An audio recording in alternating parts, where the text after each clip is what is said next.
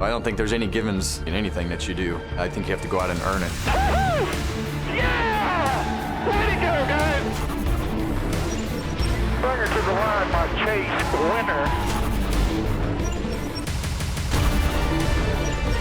You feel the intensity ramp up, and you probably worry just a little bit more, get a few extra gray hairs. Quite a buzz in the air here at Dover International Speedway. Who will be the 4 left behind?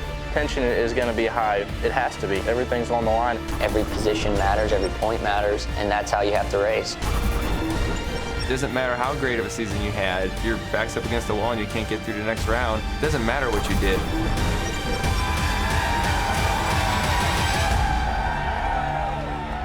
Welcome to Elimination Sunday and NBCSN's coverage of NASCAR Sprint Cup Series racing from Dover.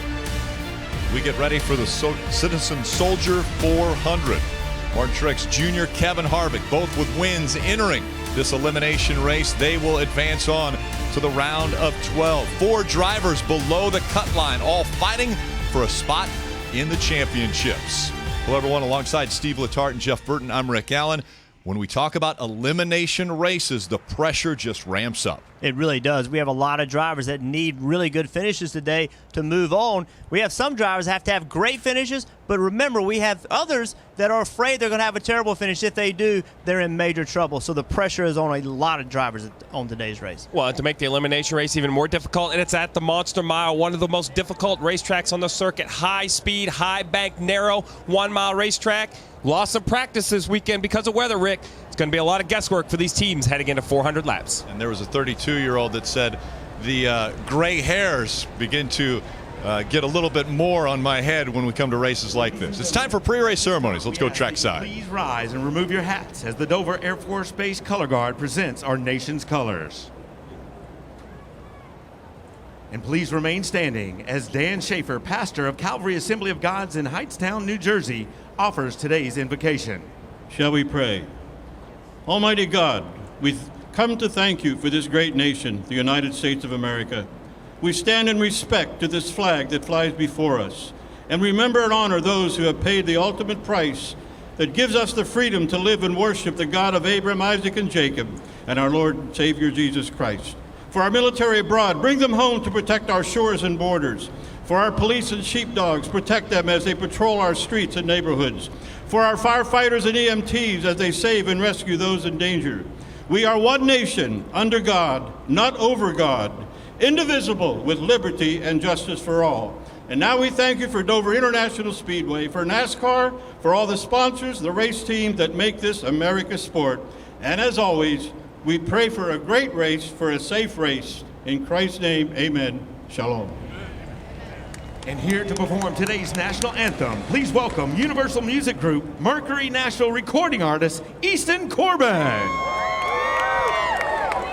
Oh, say, can you see by the dawn's early light what so proudly we hailed at the twilight's last gleaming, whose broad stripes and bright stars through the perilous fight, for the ramparts we watched was so gallantly streaming, and the rockets' red glare, the bombs bursting in air, gave proof through the night that our flag was still there. Oh, say, does that star-spangled banner yet wave? Oh, the land of the free and the home of the brave.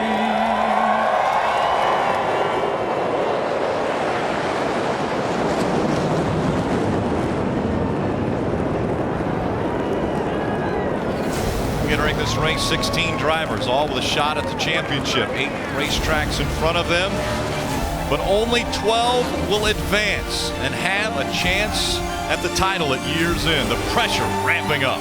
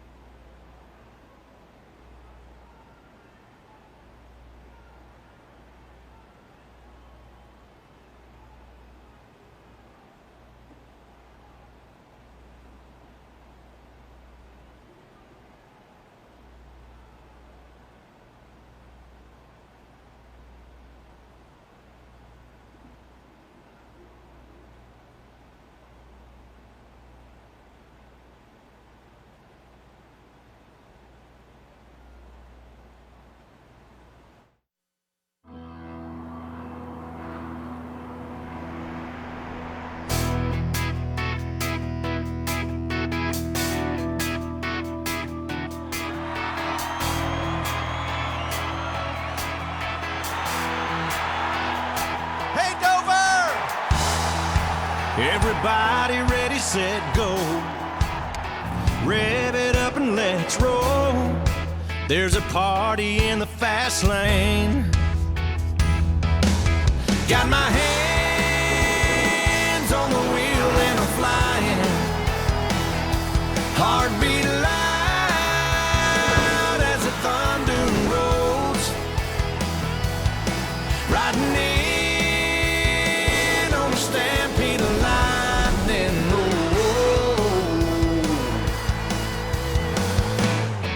I'm bringing back the sunshine. Bringing back the sunshine. Baby, it's about time.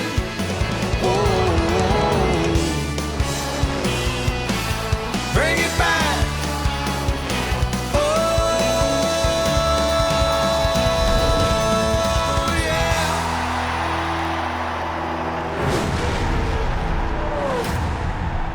Welcome to the Monster Mile, Dover International Speedway. Let's head trackside. Kelly Stavis. Matt Kenseth won here at Dover in May and comes to this race with a 26-point cushion over the chase cutoff line. But crew chief Jason Ratcliffe told me he doesn't take any comfort in those points because, simply put, this is Dover and way too much can happen. This team not taking anything for granted. He'll start fourth, Mike. Just how cruel can this elimination race be? Well, a year ago, Jamie McMurray turned in a fourth-place finish here, and that was not enough to stave off elimination. Today, his task is to overcome a 5-point deficit and eclipse the crossover line. He knows anything short of victory, nothing is guaranteed. Marty? 5 points out of the chase also is Austin Dillon. A moment ago, Slugger Labby, his crew chief, gave him 2 pieces of advice. Number 1, don't worry about the points today. We'll worry about that on the pit box. I want you to focus on racing solely. Number 2, I want you to race like there truly is no tomorrow. Could be the race of your life, Dave. Tony Stewart ranks 15th out of 16 drivers, 11 points below the cut line. He needs a good race today. He doesn't necessarily need to win, but winning is something he's familiar with here. He's won 3 times at Dover International Speedway. Now it's time to get the monsters under the hood cranked up here at Dover. And now, race fans, for the most famous words in motorsports, please welcome Grammy Award winner and Rock and Roll Hall of Famer, the legendary Joe Walsh. I want to say from the Citizen Soldier team to all active military personnel and all veterans, thank you for your service. Drivers, start your engines!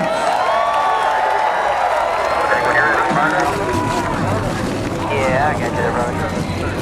Okay, Bolt, you can fire up whenever you're ready.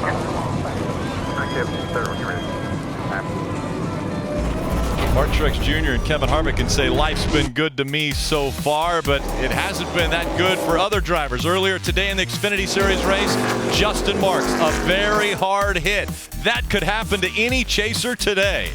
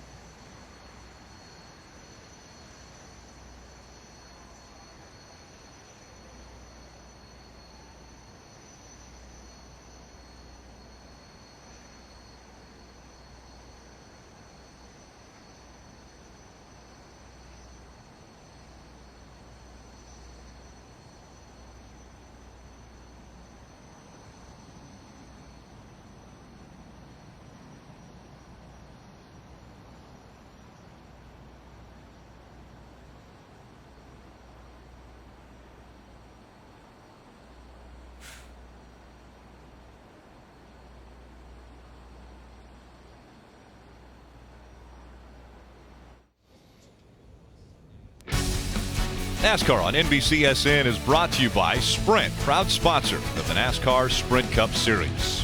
Navy Federal Credit Union, proudly serving the armed forces and their families. And by Sonic. Fly on over for buy one, get one free boneless wings. Monday through Thursday after 5 p.m.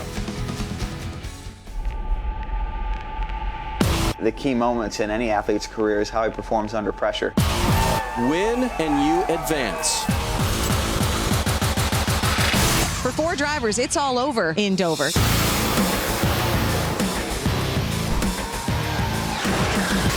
If you're way behind in the points, the only way to make it to the next round is to win the race. Win the race. Easier said than done. Let's take a look at the starting grid, brought to you by Nationwide. The grid set by the rule book, owner's points. As the front row having Brad Keselowski and Martin Truex Jr. Brad Keselowski, only driver with top 5s in both chase races. And behind him in row 2 is Kyle Busch, who's a 2-time winner here at Dover, starting next to Matt Kenseth.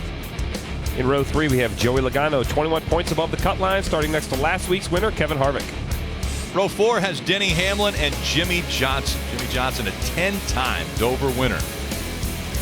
From behind them is Chase Elliott, who finished 3rd here in May, alongside Carl Edwards. Kurt Busch and Kyle Larson will make up row 6. Kyle Larson, looking for a run like he had here in May, finished 2nd. Back in row 7, 2 drivers that are 5 points back to the cutoff. That's Jamie McMurray and Austin Dillon. In row 8, another 2 drivers trying to work their way into the top 12 in points, Tony Stewart, Chris Buescher. 2 Hendrick Motorsports teammates make up row 9. Casey Kane and Jeff Gordon filling in for Dale Earnhardt Jr. Back in row 10, it's Ryan Newman and Ryan Blaney. Ryan Blaney, a 22-year-old out of High Point, North Carolina. We have the opportunity to welcome in the point leader through 2 races of the chase, Brad Keselowski. Jeff? Hey, Brad, it's Jeff up in the booth. You with us? Yes, sir. How are you, Jeff? I'm doing great. We're all wondering up here with this limited practice, how does that affect you going into this race? Well, that's a good question. Of course, you'd like to have more info, but we did run here in the spring, and I thought we had some great notes. And Paul Wolf and everybody in the Miller Lite team worked really hard to give us a fast forward to unload. So I thought we were way better this time around in practice that we did have than we were in the last race. So I'm pretty encouraged and feel good about it. How do you and your team approach this race? You have a 35-point lead over 13th. What does that mean to you going into today's race? It's a good feeling, Jeff, but not a guarantee. And I think, kind of like I was telling Massaro there earlier on the pre-race, you can't take anything for granted in this sport. Unless you're locked in, you got to really make sure you get the most of it each and every day because, you know, it's a monster mile for a reason. Something could jump up and bite you. So you just need to be good and run a smart race, and that'll all take care of itself. Good luck to you and your team. Have fun today. Thanks, Jeff. Have a good one up there in the booth. And we are going to ride along with a few different drivers other than Brad Keselowski. One of those being the 88 of Jeff Gordon, has the Nationwide in-car camera. He will start 18th today. Austin Dillon with the AAA onboard camera starts 14th.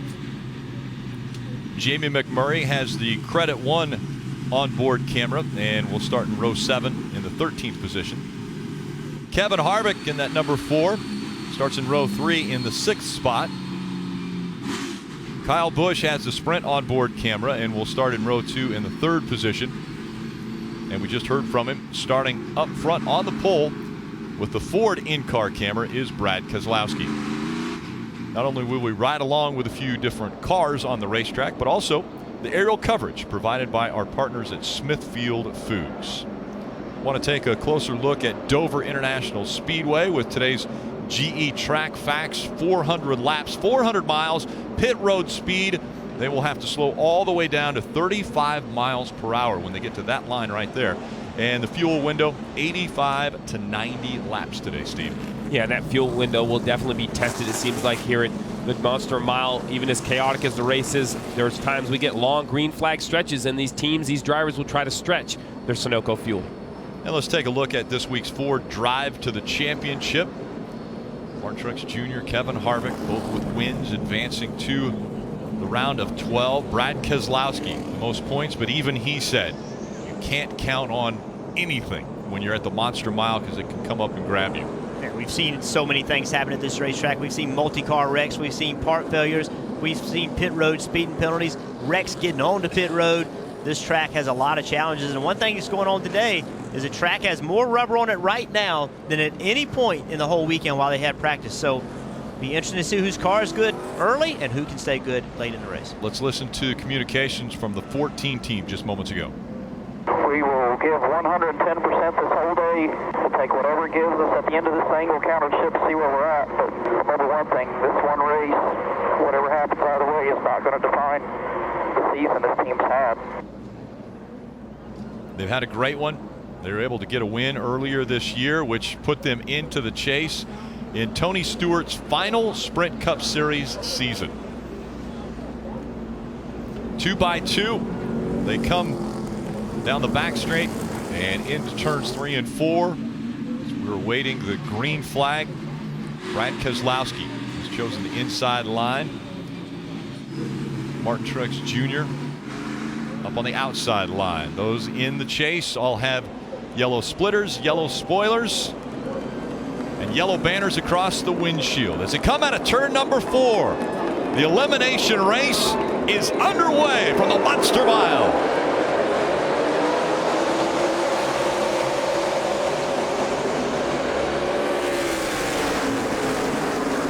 Brad Keselowski gets off to a good start, Rick, and with qualifying rained out, we have all 16 chasers starting right up in the front 8 rows. Remember the Xfinity race just a few hours ago, that outside line, it's going to be ready to go right now. You see Kevin Harvick on that outside lane. I think you can trust it. I think you can go up there and expect there's going to be a lot of grip.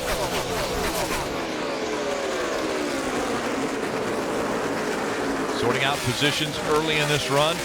Denny Hamlin on the inside of the 48s of Jimmy Johnson. Jimmy Johnson, a 10-time winner at Dover. But again, this was the race where he was eliminated a year ago from chase contention.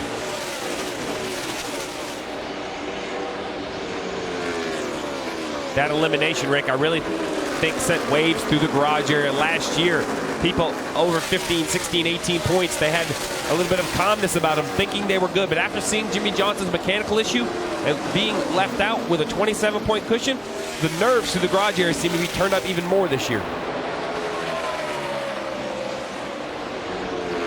Brad Keselowski now has a mirror full of the 78 of Martin Truex Jr. 78 team so successful early on in this year. Kept that consistent throughout the year and then won the first race of the chase at Chicagoland. And now battling for the lead with Brad Keselowski. Early laps of this race. It's just no surprise at all to see the 78 of Truex Jr. with a lot of pace early in the race. They have, everywhere they go, every kind of racetrack, they have speed. It won't surprise me one bit to see him get by Brad in a little bit and take a little ground. I think he's a little bit quicker. Putting the pressure on right now. And it might happen sooner than later as he looks to the inside, and Martin Truex Jr. to the point at Dover. And Brad didn't fight it. You saw Brad put his hand out the window on lap 6. He's not going to go in there side by side with a car that's a little bit faster than him. He cannot afford a mistake today. Clean, simple race for the 2, and that'll be enough to advance to the round of 12. And Jeff, you would think after winning at Chicago, they might take it a little bit easy on the 78 team. In fact, a lot of the media kind of gave him grief for how hard he raced his teammate, corporate teammate, Matt Kenseth last week at the end of the race at New Hampshire. Truex piped up and said, hey, listen, I've only won 6 of these races in my career. If I get a chance to win a race, I'm going to go for it. Yes, they're already into the next round with a win at Chicago, but anytime he gets a chance to win a race and run up front, he's certainly going to do it. Kevin Harvick with a nice pass, Rick. Yeah, Jimmy John's freaky fast number 4 of Kevin Harvick makes the pass on the 20 of Matt Kenseth, so he moves up a spot. Mike? Well, as we document the race for the championship, Rick, we got to remember this is more than just a driver and a crew chief. The team members also share a part in this. That is especially the case for front tire changer Danny Kincaid, who's on Jamie McMurray's team. Kincaid is one of 5 members of his family that have worked in this sport. He has 2 brothers and a father currently in the sport. And his mother, she used to work in the administrative role for one of Jeff Burton's teams back when he drove the Exide car. The caveat, none of the family members have ever won a Cup Series championship. Danny Kincaid would love to be the first. They've got to overcome a deficit to advance to the next round, however. Yeah, the one of Jamie McMurray currently 8 points out of that transfer spot. The Top 12 advance at the end of this race. To show what the one is up against, the one car is 8 points out, Rick, but running in the 13th position. Remember, last year ran 4th, and it wasn't enough. And I think this is the type of racing we're going to see all day long. To try to move forward into the round of 12, you're going to have to be up in the 1st, 2nd, 3rd position. As a driver, what are you feeling out here right now, Jeff? You've gone 10 laps. You know that there's a competition caution at lap 40. What kind of information are you collecting that you can tell your crew chief? Well, as we ride along with Jamie McMurray, what you hear with throttle and what he's seeing, all those things are very important. So listen to how he's going to the throttle and watch the wheel input. Battle for second taking place. Here comes Kyle Busch looking to the inside of Brad Keselowski. He moves up the racetrack. And second now goes to Kyle Busch. Kyle was one of those teams on Friday. They worked exclusively on race trim. They never went and made a mock qualifying run, never practiced qualifying. Of course, qualifying got rained out, so it didn't hurt them at all. So of all the teams on the racetrack today, that 18 car, they have more laps on the racetrack before this race than anyone else.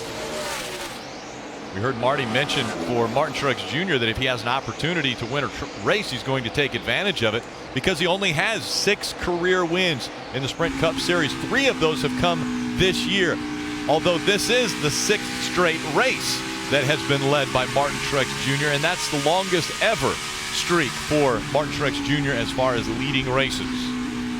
Jamie McMurray continues to close the gap between he and Kurt Busch in the 41. So what Jamie McMurray is looking for right now, he's looking for the 41 to make a mistake, find a weak point. So right now we've seen the 41 not on the bottom of the track in turn 4. So this is the opportunity right here. Jamie's going to keep pushing that, trying to get alongside the 41 on corner exit. As they get into turn 1, Jamie's been watching the 41 get up the racetrack.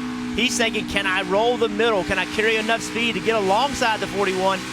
The difficulty is once you get there, staying in the throttle, because with the car on the outside of you, you have to pinch your car off. You have to turn it more than the guy on the outside. It makes it hard to get the power laid down, get the rear tires hooked up, and the front tires. So the 1 is a little quicker than the 41, but because the outside groove is good, it's going to be a difficult pass. This is his best opportunity. He's alongside and will clear him, and now I think he'll drive away from Kurt Busch. And right behind the 41 now is the 3 of Austin Dillon. Austin Dillon, one of those drivers that's outside the top 12, trying to get in to the top 12 to advance his championship hopes. Martin Truex Jr. out front once again at Dover.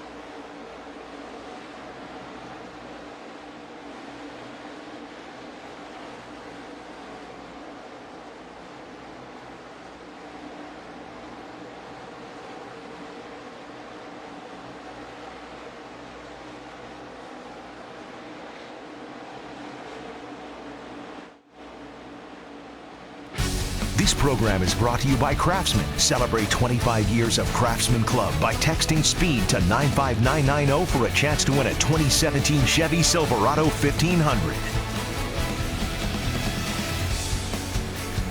And welcome back to Dover International Speedway. New leader, Kyle Busch, the defending series champion, has taken over the lead from 78 of Martin Truex Jr. Take a look at how it happened. He just jumped on the outside of the 78. It's this run off turn 2. You can see how early he was able to get on the throttle and just accelerate past the 78. We talked about it, Steve, early. This outside lane with the Xfinity race being today, it's immediately come in. Track's ready. We're only on lap 25, and they're already way up the racetrack. And Jeff, that's the key for the 18. They asked him to move up a lane, and he did it, and they've been able to take off. Now that he's gotten in the lead, goes back to the bottom of the racetrack. How did you guys spend your Wednesday? Kyle Busch spent it at the White House with President Obama, congratulating him on his 2015 championship. He said, I thought it was so cool that he wanted to know what I did before the race, like what was my pre-race ritual. He also asked about my son, Brexton. He said, very cool experience and an honor for the 18 team as they were recognized by the White House for their championship last year. Kyle Busch right now in the championship position in the lead here at Dover. And we're just 96 miles away from the White House here at Dover International Speedway. 48 of Jimmy Johnson. This was team communications just moments ago. The 41 lap time is good. The 41 car? Yes. Or the 18. He's trying to stop. I don't have time right now. No, negative. Keep doing what we're doing for now. Okay. That was spotter coverage presented by Liberty Mutual Insurance, helping drivers worry less. Yeah, that's just basically a conversation between Earl Barber, who's Jimmy Johnson's spotter, and Chad Knaus, Jimmy's crew chief, probably having it on Channel 2. Jimmy can't hear that. And basically, it's just Earl looking for possible information to help Jimmy Johnson make laps around here. He saw the 41 and the 18 running different lines, wanted to suggest it. Chad Knaus feels better about where they're running. He let Earl know we'd rather stay on the bottom, probably for more than anything, maybe not lap time, Jeff, but stay in that black, try to conserve that right front tire. Yeah, I think that's a smart call for a team that needs a good solid finish. I think the outside's great right now, but it's a little harder on tires, so the conservative route's on the bottom. A lot of rubber being put down on the racetrack. Most wins all time at Dover, presented by Sprint, goes to Jimmy Johnson. 10 wins already. He could be adding to that later today and throughout his career, but Sprint's network reliability is now within 1% of Verizon. Switch today and save 50% on most Verizon, AT&T, or T-Mobile rates. Visit a Sprint store or sprint.com/network today. Currently, Jimmy Johnson in that 48, running in the 7th spot, just behind a pretty good battle here for position between Kenseth and Logano, and then also Jamie McMurray and Austin Dillon. Dillon able to get by the one of Jamie McMurray. So Austin Dillon, who is behind Jamie McMurray and was behind Jamie McMurray in the points, but that's just how close it is because of that pass. That puts now Austin Dillon 1 point in front of Jamie McMurray as they continue to fight out of the 13th and 14th positions. Every position's going to matter. We've seen it over and over and over. We've talked about it. Jamie McMurray tie-in last year. It wasn't enough to move him on. We saw Tony Stewart win a championship tied in points. Closing in on the competition caution. We'll take a quick break and be back for first pit stops from Dover.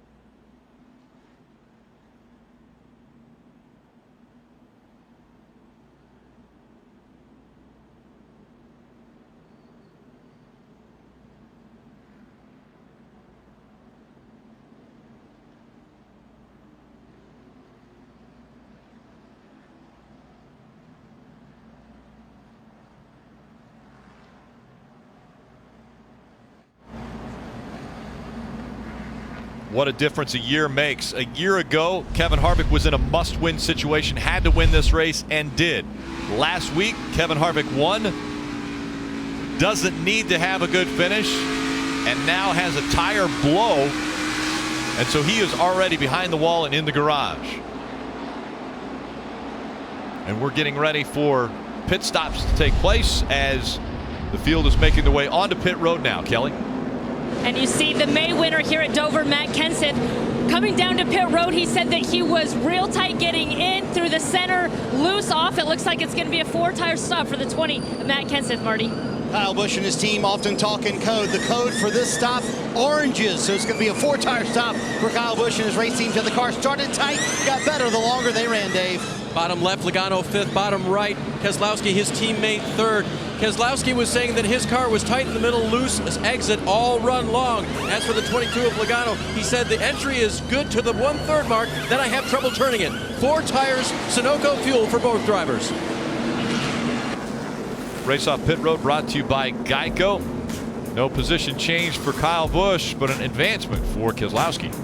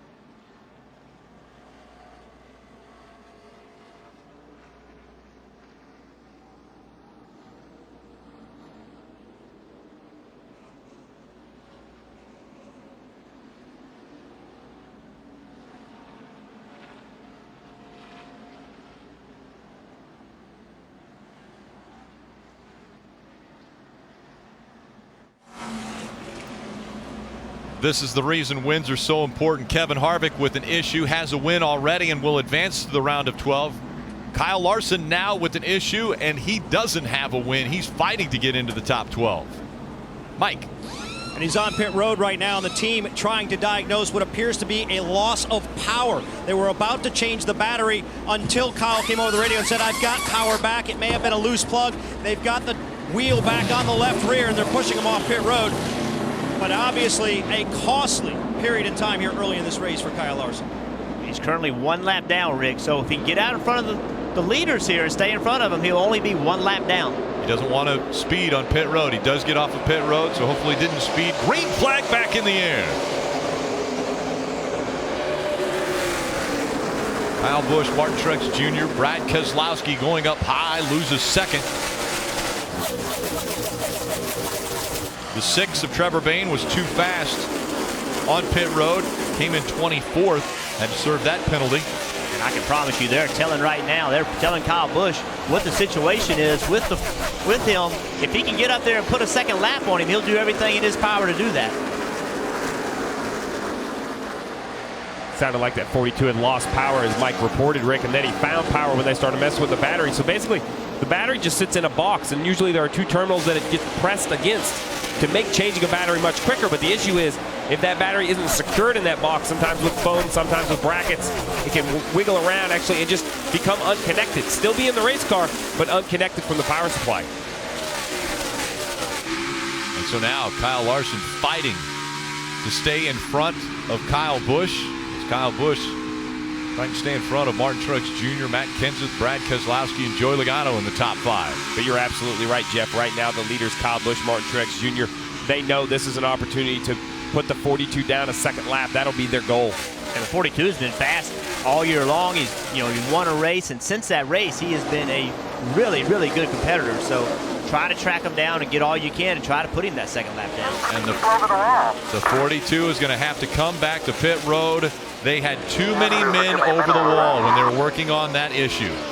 That's compounding errors, compounding mistakes. The battery is the biggest issue. But then when the 42 came to pit road, obviously they had too many guys over pit wall. You just said it. 1 lap was recoverable. When he serves his penalty, comes down pit road, he's going to lose at least a second lap, maybe a third. It's going to be a steep, steep hill to try to climb back from this for Kyle Larson. It would just be a pass-through penalty, right, Steve? He'll just have to pass down pit road. I don't think he'll have to stop in his box, just pass through. So unfortunate for the 42. As you see now, 24 points behind the cutoff line for Kyle Larson, currently running 39th. And he doesn't go into his pit stall that time or onto pit road, and they showed him the black flag. They'll show him the black flag with a white cross next time by if he doesn't come to pit road. That means they stop scoring him. They give you a few laps. They give you a few laps to serve the penalty, so you take full advantage of those laps because you might get a caution. So smart job for those guys to stay out as long as they can. But now they come down pit road, and look how slow pit road speed is. 35 mile per hour here. You are crawling down pit road. Yeah, so he instantly lost his second lap, and now he's on the middle of pit road. Really hasn't even got to the start-finish yet, as we see the leader on the middle of the backstretch, Kyle Busch. Kyle now is driving into turn 3. He's in the middle of 3 and 4. Kyle Larson's got to be careful not to speed down pit road, but he is going to end up 3 laps down right here. 3 laps down for a chase contender, hoping not to be eliminated today. But now he has a huge uphill battle in front of him. Now the 42 just needs to understand where they're at in the situation, how many laps down they are, and start basically being very aggressive, staying out under cautions, trying to take wave buys. You're 3 laps down. It doesn't matter if you finish 5 laps down. The only way this 42 has a chance of transferring at the moment, unless other cars have problems, is to get back towards the lead lap. And if you're going to have a problem, you want it early. You now have 350 laps to recover from this problem. So their day's not done, but they're going to have to catch some cautions. They're going to have to gamble a little bit and have some things go their way if they're going to move themselves into the round of 12. With more on what's going on with Kevin Harvick, let's go to Marty. Boy, Rick, a lot happening early here at Dover. It's a broken track bar mount for the 4 Kevin Harvick's race team. You can see all the crew members underneath the car working. In fact, there's 5 crew members underneath the car, about 8 total working on it, including competition director Greg Zipadelli in here trying to lend a hand as well, trying to weld a repair piece in there to make sure Kevin Harvick can get back out. And boy, what does that win last week mean now to this 4 race team? They're locked into the next round, but could have been a disastrous day here at Dover, but they're going to fix this track bar mount and get Kevin Harvick back out. And currently Kevin Harvick is being scored 40th. Kyle Larson 39th. 3 laps down early on. 2 chasers that had problems early at Dover. One of them with that win guarantees an advancement. So he gets into the round of 12. And as we're on board with Austin Dillon, that's important information. He's only 2 points below the cut line now. So as other people have issues, very important for these teams, for these crew chiefs, to inform their drivers of the situation. You have to wonder with Kevin Harvick and his team if they're not doing a little bit of testing, trying to figure out how far stuff can move, what can happen. To have a problem that early in this race, they have to be doing something a little different than what they've been doing all year long. So maybe a little bit of testing going on today. as Kyle Busch continues to lead, has about a half a second lead over Martin Truex Jr. Let's take a look at the NASCAR Heat Evolution and the rear end and what those 4 teams are dealing with right now. Yeah, so you heard the report from Marty Snyder that the 4-car broke a track bar. Well, there's the track bar. It sounds like they actually broke the track bar mount, which is this vertical cylinder you see right there. That gets welded to the chassis. That's the right side of the track bar. It connects to the chassis. The left side over here connects to the suspension. It seems like the left side is still intact, but the right side broke, which was welded to the chassis. That's going to be a difficult repair. When that breaks, now there's no control for the rear axle inside of the body. So the rear axle just moves around left and right. So that's why it rubs the tires when that track bar mount breaks. Early issues for 2 of the chasers right now. Kyle Busch out front.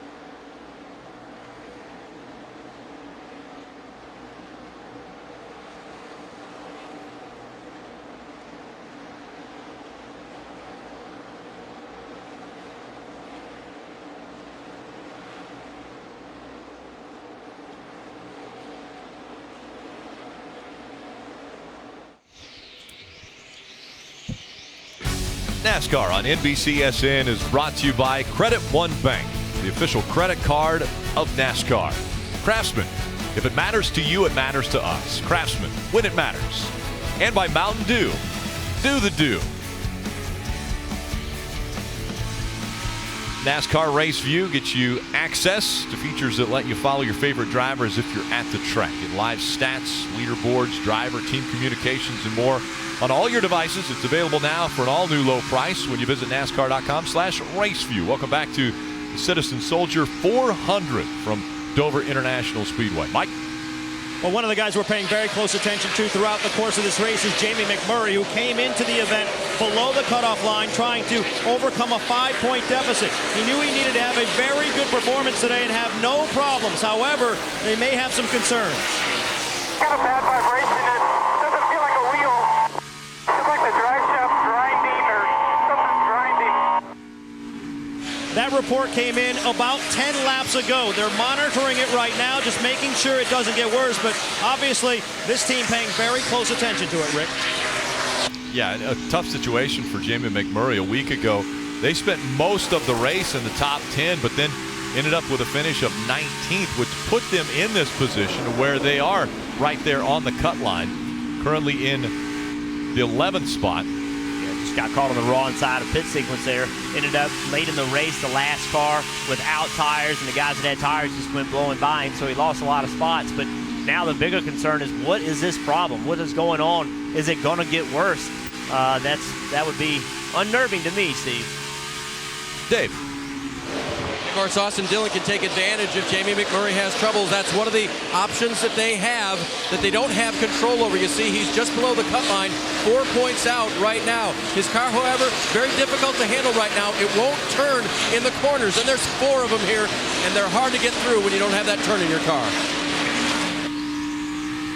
It's a really good shot. You can see what Austin Dillon's having to do, what he's actually looking at. You see his wheel input. If you watch his right leg, he actually drives almost with his leg. You can see when he accelerates, when he deaccelerates. There's a lot going on at this racetrack. You have to attack these corner entries.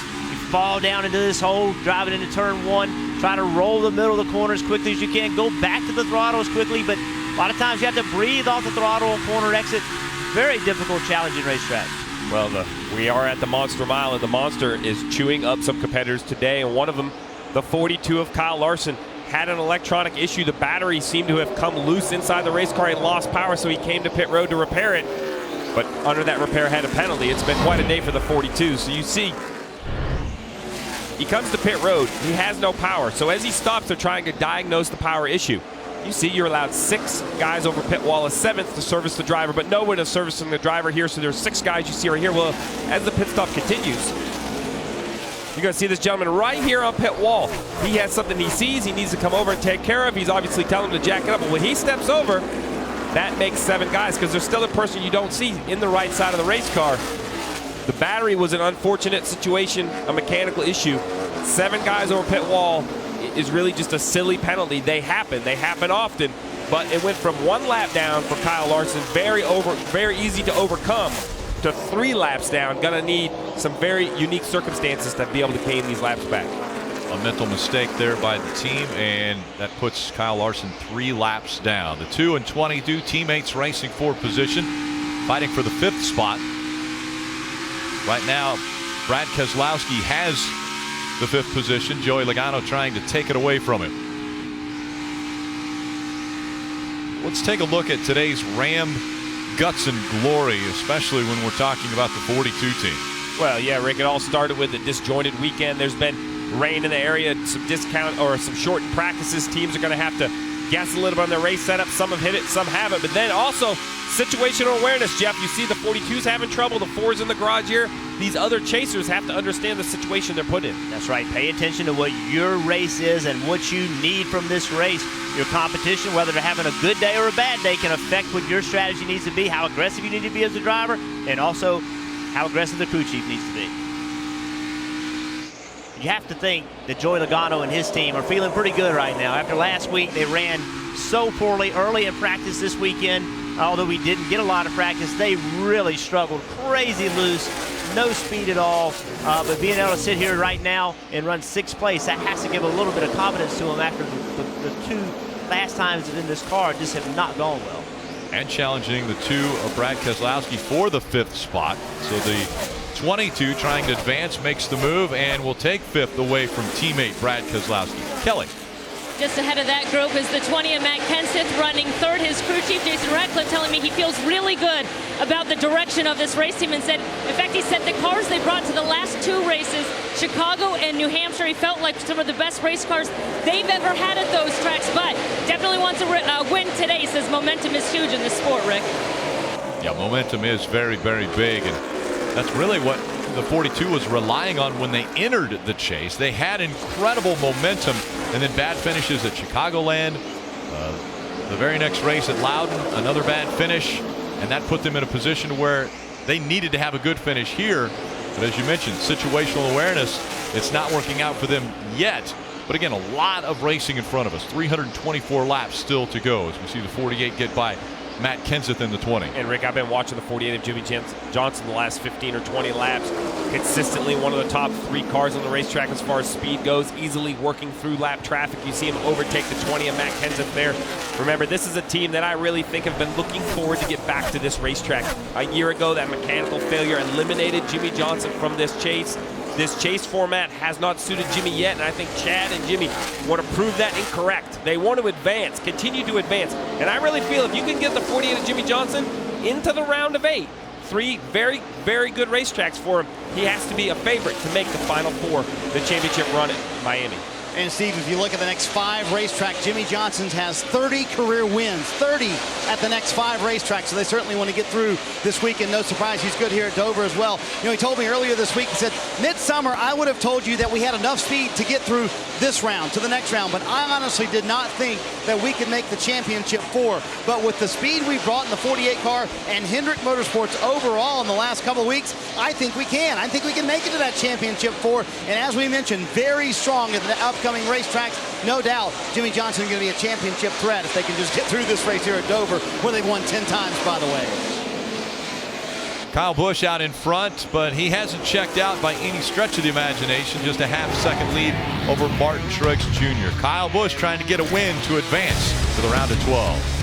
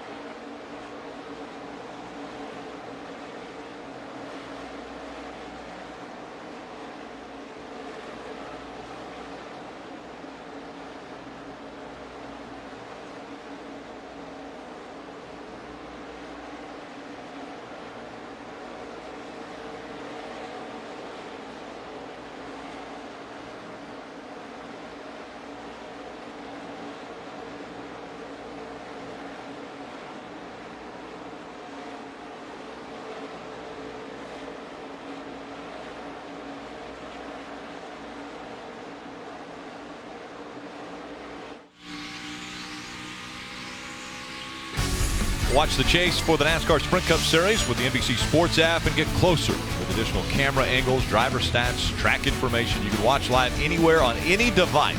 Find out more at NBCSports.com/live. Marty. Carl Edwards back there, Rick, with a tight race car, but he said it's actually gotten a little bit better the longer they run. He radioed the crew about 10 laps ago, said, I think I found something there that's made us work a little bit better. Talk about drivers anxious to get back here to Dover. Carl was running second with 41 to go in June, got in a wreck. He told me earlier this week, he said, I've been excited for this race since we left here in June, Rick.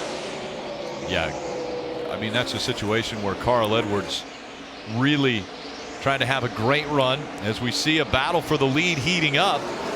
Kyle Busch had a half a second lead over Martin Truex Jr. That has disappeared as we saw Martin Truex Jr. slide right in behind the 18. Two totally different lines being run by the top two as they pass the lap traffic of Clint Boyer. More on the 18, Marty. Well, a moment ago, Rick, Adam Stevens radioed to Kyle Busch, said, you're 2/10 faster than anyone. Let's make sure we have something for the end of this run. Let's say pull up a little bit. So I think Kyle Busch maybe just backing up a little bit to the rest of the traffic here, but a lot of traffic out on that racetrack right now, and Martin Truex Jr. and another Toyota trying to catch him for the lead as well. Yeah, they just had to split Jeffrey Earnhardt in the 32. 78's running that bottom line all the way around the track, and 18 of Kyle Busch taking advantage of the high line that has come in. Remember, 78 already winning, and with a win already advancing to the round of 12. It's his job to push Kyle Busch harder than he wants to be pushed. You know, get up there and make Kyle Busch work for it. Try to force him into some sort of an accident. Remember, you want to race going to the round of 12. If you can find a way to get Kyle Larson out, or a team like Kyle Busch or somebody like that is not as good, that's what you want. So it's Martin's job to go up there and make that battle for the win mean something. These two were in the championship 4 last year, and of course it was Kyle Busch who won at Miami, was able to go on to be the 2015 champion of the Sprint Cup Series. Martin Truex Jr. definitely one of the favorites entering this chase this year, as he has been so strong on all different tracks. It is so fun watching the two distinctly different lines. Kyle Busch all the way up, getting close to the wall, pushing the edge of that rubber. You can see where the black line is. That's where the rubber on the racetrack is. You don't want to get above that right now. I think that's a space you don't want to be in, but Kyle Busch is using every bit of the racetrack and right against it. Dave, what's going on with the 24 and Chase Elliott? 22 points to the good right now. You see as they run on the left. And Alan Gustafson, his crew chief, told me this morning he wants Chase to drive hard today. He thinks the Dover International Speedway really takes that, so he looks for his driver to do that. So his report back lately has been that the car is tight on compression. And now he says he's rolling the middle, but a little bit tighter on exit. That's just across the radio now, so that's a condition for the moment for Chase Elliott. As for the 14 of Tony Stewart, Mike Bugaravich, his crew chief, told me this morning that he was only going to talk to Tony about the points and where they lie when it was necessary. Listen to this recent radio.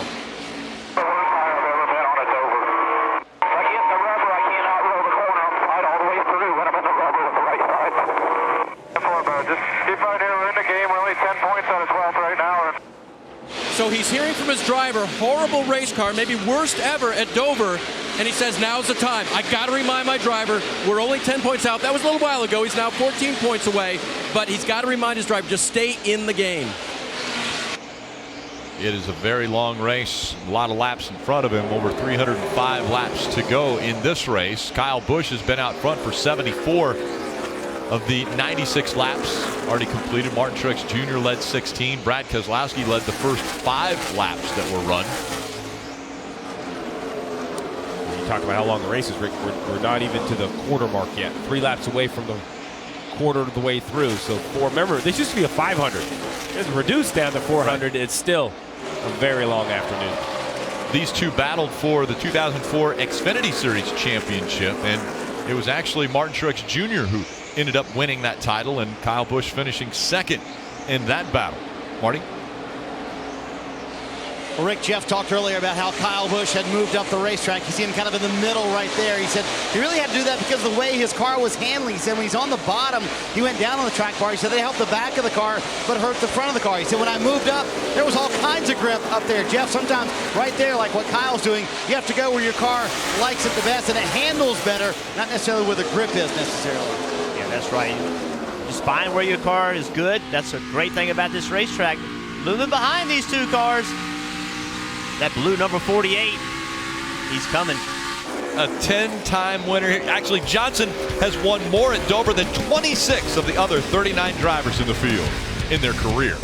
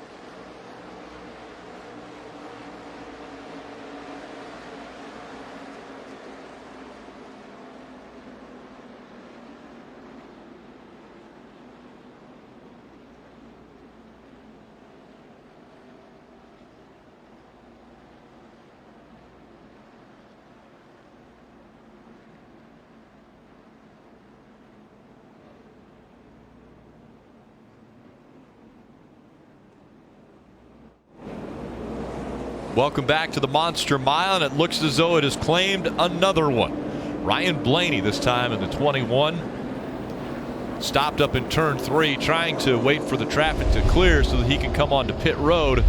Take a look at what happened. Oh, obviously, right front tire failure, and we saw this in the Xfinity race, and this is a product of very limited practice time, not really getting an understanding of where you are on your cambers, and if you exceed your cambers here, it's very hard on the inside edge of the tire, and the tire will fail. So limited practice having, in my opinion, limited practice really affecting what the teams knew about the cars. And that safer barrier doing its job again. You see it compressing as the car hits it, taking a little bit of the hit away as cars are making their way onto pit road. Kelly? Once again, Matt Kenseth in that 20 car said that it fired off a little bit better that time, and it was definitely more manageable to drive, although it got a little bit tight in the middle. A 4-tire stop and fuel for the 20 of Matt Kenseth, Marty. Kyle Busch said his car was just a little bit free. They're going to go, when he went down on the track bar inside the car, didn't really help it. He said, I also need a little bit of turn as well. You're going to see an air pressure adjustment for that team. Also for Jimmy Johnson, he said when the pressures came out, the car was really good. Clearly very fast at the end of the run. No changes for that 48, Dave. 5th place, Joey Logano. His car was on the splitter early, and then it was on the edge of loose exit late in the run. They'll make an air pressure adjustment for Goodyear tires and Sunoco fuel. Race off pit road brought to you by Geico. Jimmy Johnson gains a spot. The 78th loses a spot.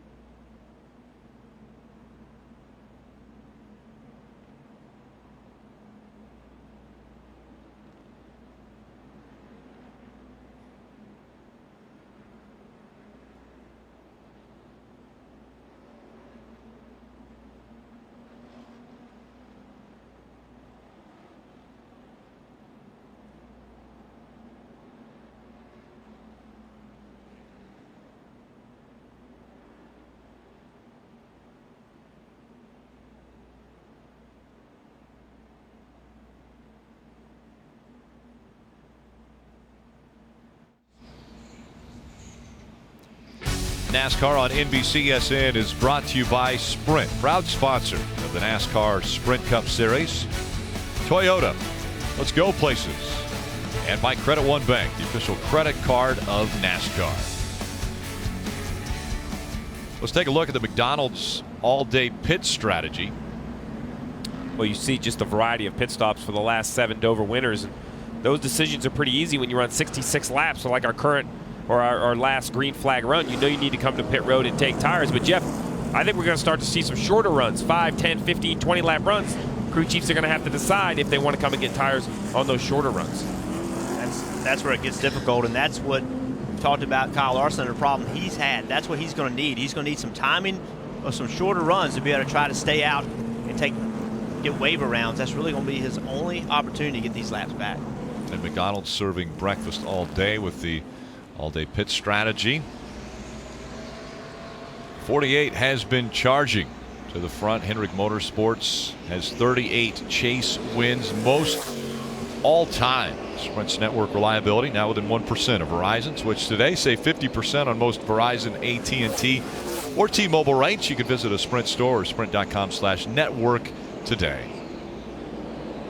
So now we heard Jimmy Johnson early in the race. He was exceptionally fast late in that run. Early he was tight. Early he did not have the speed that Kyle Busch and Martin Truex had, but later in the run that really helped him. It'll be interesting to see if they made a change for that or if they tried to keep that as an advantage. We're going to find out with Jimmy Johnson starting on the outside. And if you remember the last time Jimmy Johnson started on the outside at this racetrack, he actually missed a shift, and Martin Truex Jr. was right behind him. It bottled up and had a big accident on that restart. Anything can happen. Yeah, he did. He had a transmission issue. It was hung in gear, and he couldn't get it out. And it was a 16-car pileup, I think. Maybe 18 yeah, car? 16, 18-car pileup. Big. Not a lot of people expected that to happen. Let's take a look at the front row. Kyle Busch, Jimmy Johnson. Busch has chosen the inside line for this restart as he enters the restart zone. Green flag back in the air.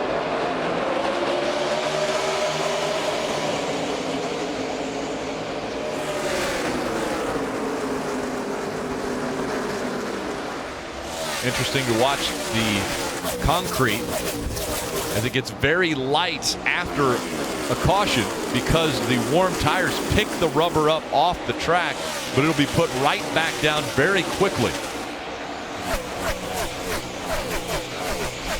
Kyle Busch rocking on that restart.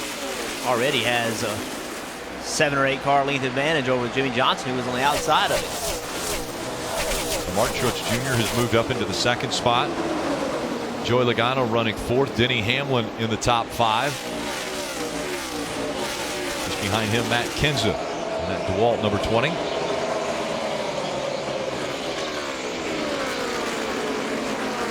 Teammates fighting for position between Kenseth and Hamlin.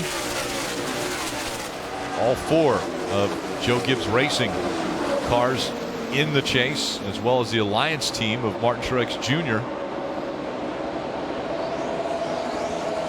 Austin Dillon in the 3 is the first driver outside the top 12, and it's 3 points. That's 3 positions on the racetrack. If Austin Dillon can gain those 3 positions, he would then be tied with the 1 of Jamie McMurray.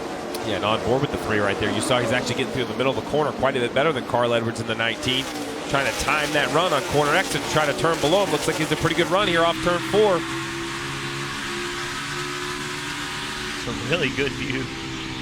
This is where he's been fast. Right here, he's able to really gain on Carl Edwards, but then he just can't get the car turned. Carrying so much speed through the center of the corner, he can't get it to turn. Carl Edwards has given up a little bit of speed through the center, but his exit speed is just a touch better. So right there, he gains, but then as they start on the exit, there's nowhere for Austin Dillon to go. Well, Carl Edwards is driving like a veteran right in front of him. He knows, I think, that the 3's better than him through the middle of the corner, but that's why he makes sure he exits right here, right along the apron of the racetrack. Does not get up off the bottom on exit. Just behind 3 team is 41 of Kurt Busch, Marty. And right now, Kurt Busch in the 14th position, Rick, right where he needs to be, plus 13 above that cut line. And that's what he told me earlier this week. He said, listen, we're not coming here to be aggressive this weekend. All we need, a top 10. We just want to advance to that next round because we feel like that's going to be a round of strength for this 41 team. And struggling with the handling on the race car. In fact, he told Tony Gibson the changes we just made, not working so far. Earlier on, he was way too loose on entry, on exit. This last run, way too tight. So they're trying to get the balance right on the 41, but still right where they want to be to advance to the next round. The problem, Rick, is I understand what the 41's saying, how they just want to have a nice, smooth race. Easier said than done. Currently running 14th, only 13 points ahead of the cut line. Well, you know, there are 26 cars within a lap of the leader, or there are over 30 cars within 2 laps of the leader. So with 282 to go, there's no guarantees. Kurt Busch can have a solid race in the top 14, have an issue with 1 or 2 to go on a restart, and miss the chase. Yeah, and also with this 41 car, we just haven't seen the speed. You know, like they were really fast in the spring and in the summer, ran really well, but finished 5th in New Hampshire last week. But that was his first Top 5 finish since Kentucky. 9 races in between, so they need to find a little bit of performance as well. Car just in front of the 41 of Kurt Busch is the 88 of Jeff Gordon, subbing for Dale Earnhardt Jr. Kelly? And there's a sight here at the track that fans will love to see, and that is Dale Earnhardt Jr. sitting atop the pit box of the 88 car. I talked to his crew chief, Greg Ives, and asked what it was like to have Dale back here at the track, and he said it's pretty neat. He gets a different perspective of how the team runs, and he can give us a different perspective. He's been listening in on team radio chatter that he doesn't normally listen to. They had a discussion last night about any changes they'd make, and he said as Dale continues to come to the track, he can help us out with different things like qualifying trim. He can watch how I work with engineers. We can start fine-tuning things this year so that we can come out of the box stronger when he gets back behind the wheel next season. And I think those experiences are positive experiences. I know that when I would go sit up on the pit box, I learned things. There were things that the crew chiefs and the engineers and everybody do. As a driver, you have no idea the amount of communication.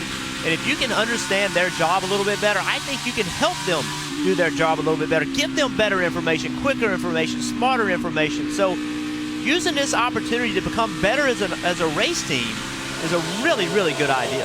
Well, you could join me on the pit box, but a pretty small chance I'm going to join you in the race car. And Dale Earnhardt Jr. earlier this week said his recovery is going very, very well.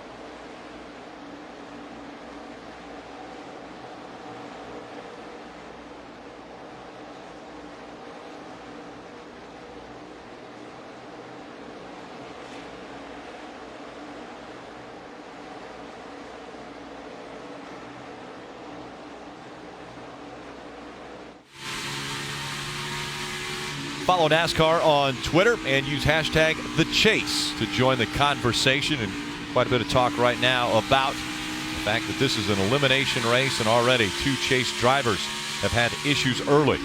We continue on with the Citizen Soldier 400. Liberty Mutual Insurance helping drivers worry less on the track and on the road. There are the spotters up on top of the spotter stand helping out their drivers. New leader at Dover, and once again it's Martin Truex Jr. who has been able to overtake the 18 of Kyle Busch. This is how it happened. 18 running Ray up the racetrack. Martin just working the bottom, and 18 right there. Kyle Busch saw he was faster and didn't contest him down the straightaway. Jimmy Johnson also able to get by the 18 of Kyle Busch, so he moves up to second. Marty. Martin Truex Jr. fairly happy with his race car in the last run, Rick. He called it just decent. They made an air pressure adjustment. He said he needed some rear grip. They've helped out that rear grip with an air pressure adjustment. So Truex obviously gone up to the lead. Kyle Busch is the man he took the lead from when we started this green flag run. He was up front, but now he's back in third. Why? Take a listen. I need help at the second apex. If I get the first one right, then the second one's tight. If I'm tight at the first one, the second one's okay. Jeff, it would seem with 2 corners on each end of the racetrack, there would only be 1 apex. So help us understand why there's 2 apexes here at Dover. So the apex is essentially what normally would be the center of the corner where you need the car to turn.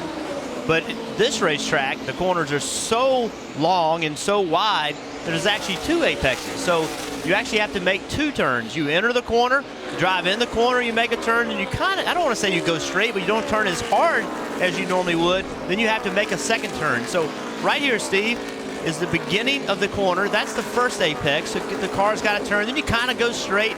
Then that second mark is where you got to turn the car again. So in both cases, you have to have the car pointed in the direction it needs to be pointed in and make enough for a grip so you can take advantage of that turn. Yes, let's ride along into turn 1. He turns down, he gets to the apron right about there is the first apex, and then you're going to see he kind of comes up, he starts looking for corner exit, then he goes down right there is the second apex. There's really 2 corners within one. As you say, you go to Charlotte or another big 1.5 mile tracks, you kind of get in, get to the white line, run the white line around the corner and leave. Here at Dover, there really are 2 corners. Imagine a long on-ramp coming on the interstate or going off the interstate. You get off the interstate, you make your first turn, and then it goes forever. You're kind of constantly turning the wheel, but then you got to turn it harder again to actually make that last turn as you start to approach the interstate. It's very, very similar to that. So I will tell Kyle Busch that him and 40 other cars probably don't like how their car turns at the second apex, because that is really the challenge at Dover. If you can get in the corner with some comfort and some speed, then the real question is, can you turn back down the hill? A lot of guys talk about that. He drives in, up the banking, now back down the hill, taking this hard left to get the car pointed straight on corner exit. And if you notice what Kyle Busch is doing, he's just not giving up and said, hey, it is what it is. He's searching. Look where he is now. We saw him way up on the racetrack a little while ago. Now he's on the very bottom of the racetrack. That's what this racetrack allows you to do. It allows you to move around, change your entrance points, where you're on the bottom of the racetrack or where you are on the racetrack, period, to help your corner exit. So in making that adjustment, he's actually found a little bit of speed and starting to, I don't want to say run the 48 down, but he started to break even with the 48. So that's a lot of talk about the guys who are running up in the first 3 positions. How about the guy running back there in 12th, Dave? He's been working on the guy running there in 11th. Austin Dillon's been told by his spotter, keep working that exit, because that's where you're almost beating the 19 car of Carl Edwards. You see Edwards just squirting away there at the very last, but working the exit of that corner. Most of the day, it has been a tight race car for Austin Dillon. And what about the pressure of the chase? You see on the left there, he's still the first man out, only 3 points behind. When I talked to his crew chief, Slugger Labby, this morning, he said, I went to bed at 11:30. I was wide awake at 1:30, and I've been up ever since. Only 2 hours of sleep for the crew chief because he had so much on his mind. And it's not just the pressure for the drivers, it's the pressure for the crew chief, the teams, the over-the-wall crew, everyone involved. The pressure ramps up. This is an elimination race, meaning Austin Dillon, who entered this chase race with a chance at the title, could leave this chase race and not have that same chance. Most of these guys in this sport grew up wanting to be in this sport. And when you get to this opportunity, it truly is a chance of a lifetime to try to move along and win a championship. It's what everybody has worked so hard to do. So when it's right in front of you, it's all you can think about. You can't get away from it. Mike. Rick, perhaps the Cinderella story of this year is the 34 car Chris Buescher getting the victory in Pocono and then making their way inside the top 30 in points and qualifying for the chase. They had hoped to play spoiler in advance beyond the round of 16. Although they came in today deep in a hole, Bob Osborne felt like they might be able to get some breaks and use some strategy to get to the front. Unfortunately, as this race has played out so far, they just have not found the speed. Good balance, but they've not been able to crack the top 20. So their chances of getting to victory lane and pulling off the Hail Mary are starting to fade. But this team's still hopeful that maybe, just like in Pocono, something might happen to allow them to play some strategy moves. That's what happened at Pocono. They were able to play a strategy move. They utilized the weather situation and came onto pit road, a little bit earlier, made a change, and then decided to stay out. When they stood out, or they stayed out, they ended up getting the lead, and then all of a sudden the fog rolled in at Pocono. Yeah, a lot of experience on the pit box for the 34. Oh, a little contact right there. A little body slam move on the 47, A.J. Allmendinger for the 34. And now he's going to run him down the straightaway, let him know his displeasure. Not the size racetrack you want to be rubbing fenders. You're drive away here, bud. What I was saying, there's a lot of experience on the pit box for the 34 with Bob Osborne. He has a lot of experience with Carl Edwards. They made some chases together, the points battle, but what an impressive year for the rookie Chris Buescher. You know, didn't get a ride at Roush Fenway, got really on the satellite team, but never said anything about it. Just kept his head down, was very prepared. It showed up each and every week when the opportunity presented itself. He did the best he could and won that race. As you see right here, opportunity presented itself on the 47, and he took it. And A.J. Allmendinger showing his display. I wonder what Kevin Harvick is thinking right behind him. You know, currently 43 laps down. Listen, guys, I don't want any part of this. Yeah, he said, I've already had a bad day. I don't need it to be any worse. But again, Kevin Harvick, his view, watching from back here, he's a little bit more comfortable in the sense that he has a win already and will advance to the round of 12. You saw him lift off the throttle and back away from that. He said, I don't want to be part of this. But he's probably laughing because, you know, all that's funny only because he had a win last week. Had he not been in that situation, there'd be no laughs, but he probably found that kind of humorous. Well, if you ever wanted to know the value of a win, wait until you talk to Kevin Harvick and Ronnie Childers after today's race. So important that they had the win from a week ago. Kevin Harvick has never finished last in a race in his 567 career starts. He's 43 laps down, and he won't finish last in this one.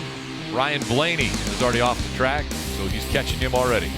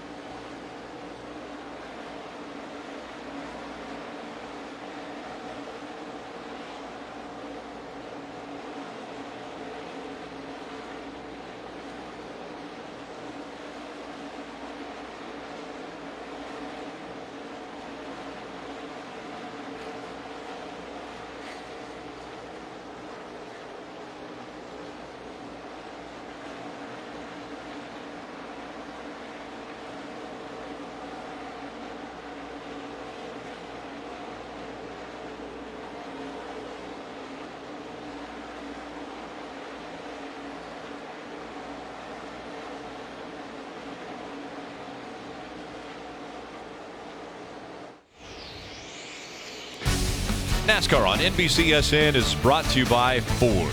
We go further so you can. Our voting.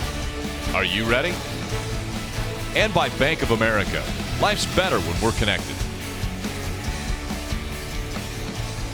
Today's aerial coverage provided by our partners at Smithfield Foods as we look down on the Monster Mile. Out front, Martin Truex Jr., Joey Logano running in the 3rd position. He's behind Jimmy Johnson, so it's Toyota, Chevy, and Ford, the top 3. Jamie McMurray and Austin Dillon separated by 1 point in the chase running, and currently it's Austin Dillon that has the advantage. Mike? And Rick, those two have been swapping that transfer spot throughout the course of this race, and right now Austin Dillon has the advantage. As for Jamie McMurray, he had radioed in earlier in the race that he had a vibration. Here's the latest thing he had to say about it. So this fight tight, 2.5 hour check mark, get some type of weird drive chain vibration. Kind of reminds me of the drive shaft stuff, but that's not it.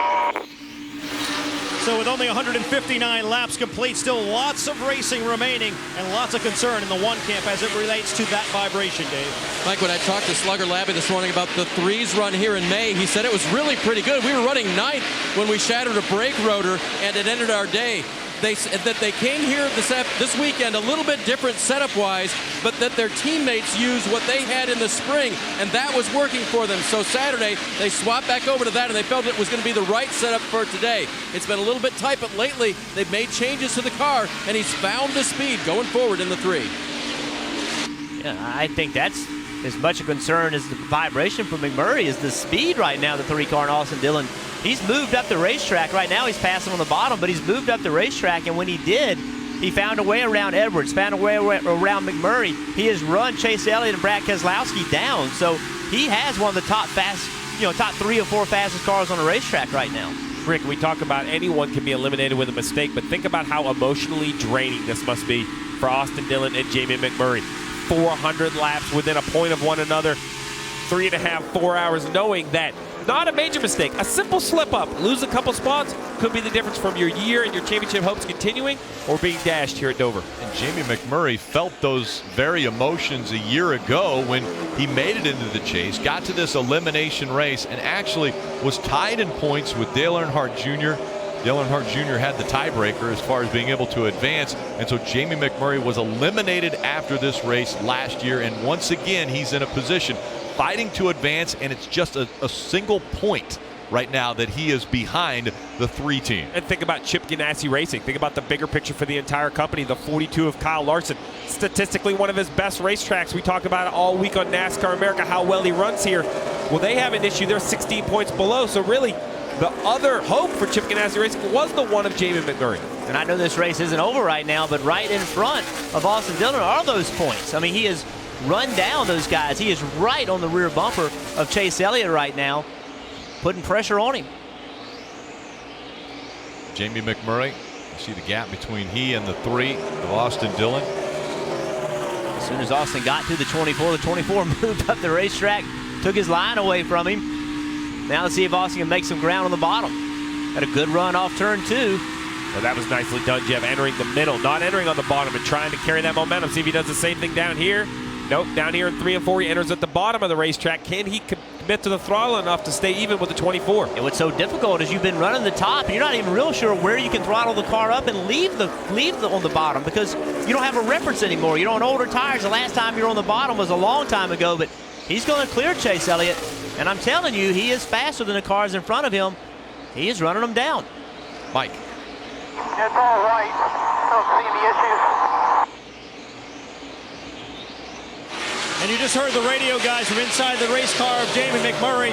He talked about that vibration a few times during this race, and he finally feels like maybe the motor's expiring. You could hear it right there at this time by in the front stretch. We're just above the front stretch as he came by. It sounded down the cylinder as we get on board them. You see, keeps up right here in the middle of the corner. But watch on corner exit. The cars just drive away from him. The 23 easily passes him. This one of Jamie McMurray definitely has a power issue. And once again, it looks as though Jamie McMurray looking at heartbreak. As far as advancing out of the first round of the chase, he's 11 miles an hour slower than Martin Truex Jr.'s last lap time. It's hard to believe that Chip Ganassi Racing came in here with both cars running very well. been very consistent, and now both cars having mechanical issues. This is what this format has done. It has made the first 26 races truly the regular season, trying to qualify for the playoffs. And then once you qualify for the playoffs, it's elation, it's excitement, the opportunities are endless. You can win a championship, but only 3 races later you come to Dover, and you have to continue those hopes. We can see instantly how difficult that is. Kyle Larson, it was an electrical issue early in the race, riding pit road. Took him long enough that he ended up losing 3 laps. He's 3 laps down, running 30th. Martin Truex Jr. back out front again.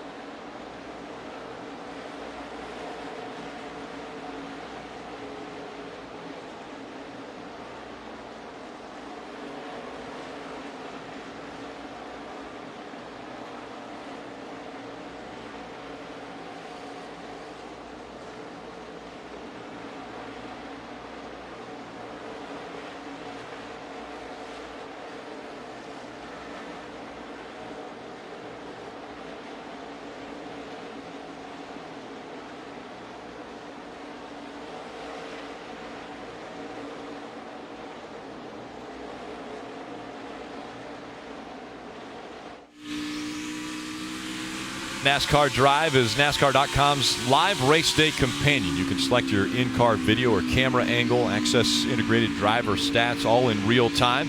You won't miss a lap when you visit NASCAR.com/drive on your personal computer now. It's the Citizen Soldier 400 from the Monster Mile. Martin Truex Jr. race leader. Jeff Gordon subbing for Dale Earnhardt Jr., currently running in the 11th spot. Chase points as they run. The one of Jamie McMurray continues to back up. Mechanical issues with that car. The 42, also of Chip Ganassi Racing, 19 points back. They had a battery issue early, and so that has put them in a hole. And Rick, this really changes the outcome for the 14 of Tony Stewart. Why it might look still, dark for them at 13 down. Pretty soon the one's going to fall back enough spots that he'll be the first car below the cut line. What that means is if any of those cars in front of him have an issue, have a mechanical issue, we've seen that already, Tony Stewart could be the next guy to move in. Yeah, these chase points as they run, obviously the race isn't over right now, but it's showing when you lose these spots how significant it is. When you have a problem, it shows you actually the meaning of it. So it really helps to understand why it's so important not to have mechanical issues and what winning does. You win, it just moves you along. Well, because that 42 of Kyle Larson is fast enough. He just needs to get some lucky breaks with some cautions. He has the same speed as the front 5 or 6 cars. He's as fast as the 2 or the 24s. You see the one on the left of your screen, they're just off the pace. We just need to get some timely cautions if the 42 hopes to get back on the lead lap.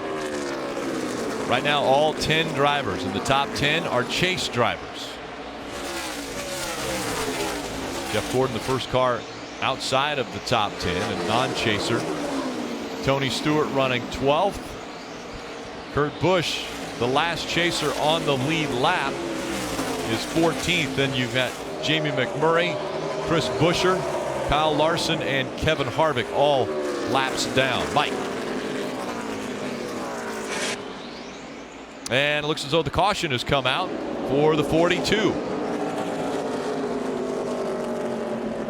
As quickly as the 42 was running around the racetrack, even though 3 and 4 laps down, they have done some damage to the right side. The right front tire is down. Blow a tire? Yep. You heard there. Did you blow a tire? The quick response, yep.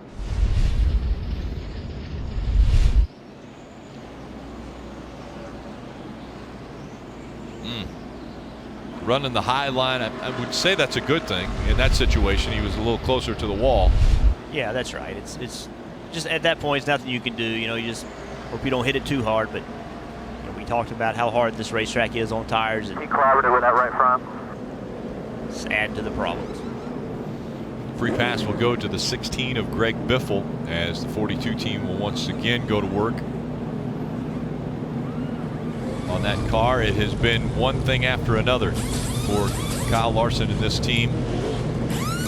Had an electrical issue, then penalized for having too many men over the wall. You're allowed 6, they had 7. Now a right front tire going down when they were multiple laps down, hitting the wall and bringing the caution out. And right behind him, the one of Jamie McMurray. They're going to get under the hood and see if there's anything they can look at.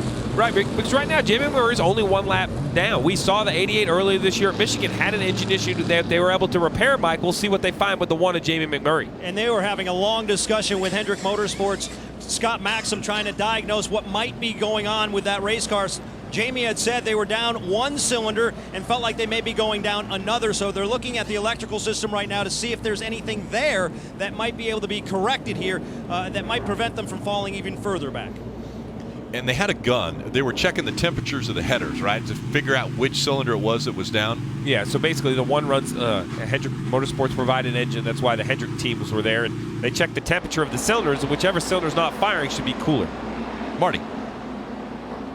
And guys, Kyle Busch said his car, they went way too far on the last adjustment and made the car extremely tight for him. In fact, he described it as the right front not being happy in that 18 car. So you're going to see them undo the last adjustment they did, which was a wedge adjustment, and try and get that car loosened up for Kyle Busch. For Jimmy Johnson, he said it actually felt better at the start of the run. Just felt like I didn't have the pace at the end of the run. The in-car track bar adjustment was helping, but I need a little bit more. So you're going to see a wedge and air pressure adjustment for the 48. Dave?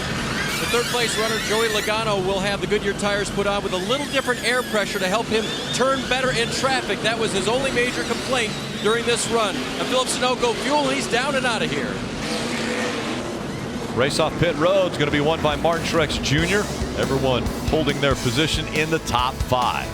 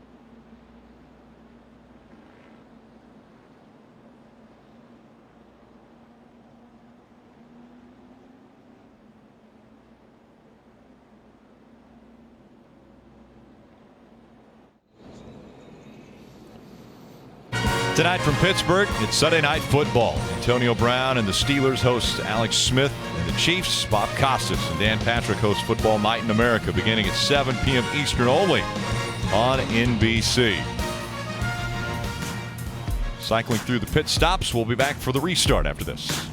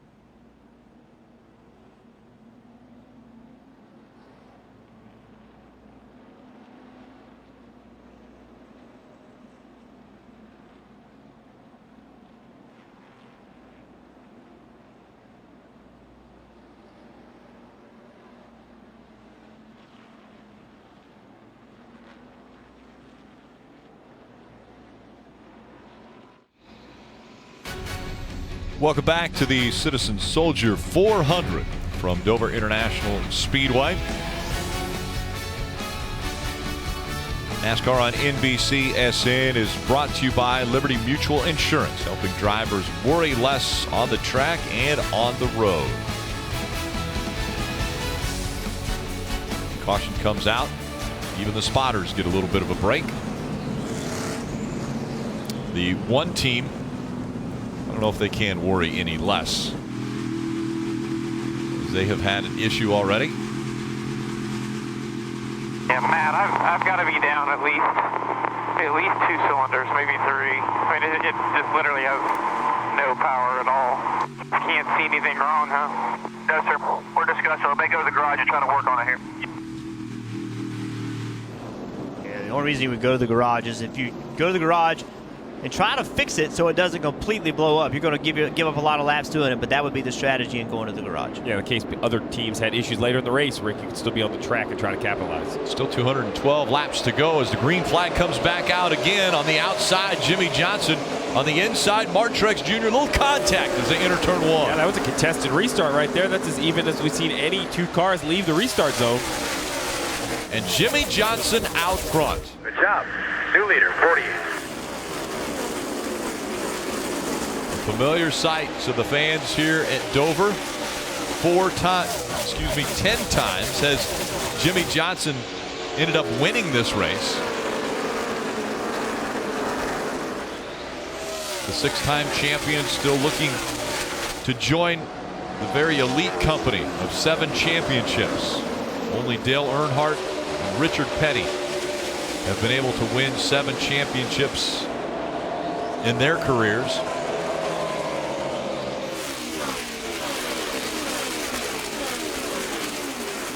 After restart, it is Jimmy Johnson, Mark Truex Jr., Kyle Busch, Brad Keselowski, and Joey Logano, the top 5. Matt Kenseth, Denny Hamlin, Chase Elliott, Austin Dillon, and Carl Edwards the top 10. Marty.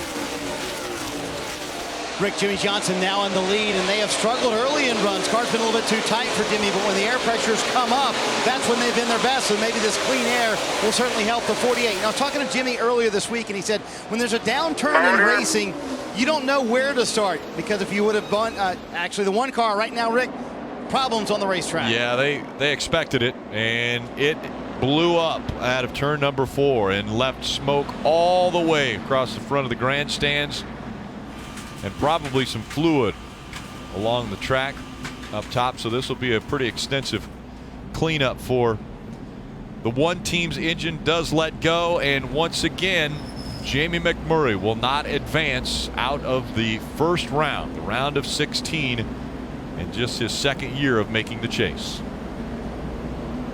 As you know, the disappointment is so big right now for this race team. They've had such a solid year, not a great year, but a solid year, put themselves in position, and they talked about maybe going to the garage to fix it. They never didn't do it, so eventually it erupted, and this terminal problem right now. The problem with going to the garage and fixing it is, how do you fix it? Right. You don't have a machine shop with you. There's only so many things you can do, and you know, maybe taking the rocker arms off of a cylinder and those kind of things is about the only thing you can do. But you see all the smoke coming out of the pipes. Yeah, and from underneath that car. So unfortunate that Jamie McMurray, in just his second chase, has once again at Dover ended his title hopes. Been a rough day for all of Chip Ganassi Racing. But still an opportunity for Kyle Larson. With Jamie McMurray, you know that opportunity is gone. Kyle Larson 4 laps down. It's definitely an uphill battle, but you can't write him off just yet. He still has an opportunity to play some strategy games to see if he can get maybe a lap or 2 or hopefully 4 back to get back on the lead lap. Yeah, if a few more people have trouble, then he could be right there. You know, this is the end of Jamie McMurray's day. Obviously, Chris Buescher has a lot of points. He's a lot of points behind. So with a few more problems, he could find his way in, but it's going to be an uphill battle. 4 laps down. Right. It'll be hard to recover from that. Pit road is open. That means we will see quite a few make their way onto pit road, although the last time we saw everyone on pit road 184, so with only 10 laps, how far back will they start coming? Yeah, I expect most of the leaders to stay out. You got to look back, maybe Kurt Busch, Tony Stewart, Jeff Gordon on the back half of the lead lap, maybe come down, use this opportunity to try to make your car drive better. Yeah, Greg Biffle, the last car in the lead lap, quietly having a decent day in 16th. Casey Kane, 11th, the first car to come onto pit road, so the top 10 stays out. And then behind them, Kane, Almirola, Kurt Busch, Jeff Gordon, Greg Biffle, all coming to pit road. Marty. Championship chaser Kurt Busch coming in, and he said the car just way tight for that race team. He came in running 14th. He said, I got to find some fresh concrete to be able to get a little bit of grip in the car. It's going to be 4 Goodyear tires for this race team and a wedge and an air pressure adjustment, trying to free up that car that they've been trying to free up for the last couple of stops. Also saw they slapped a piece of tape on the front grille as well. Jamie McMurray trying to win a championship, and that goes up in smoke as he came out of turn 4.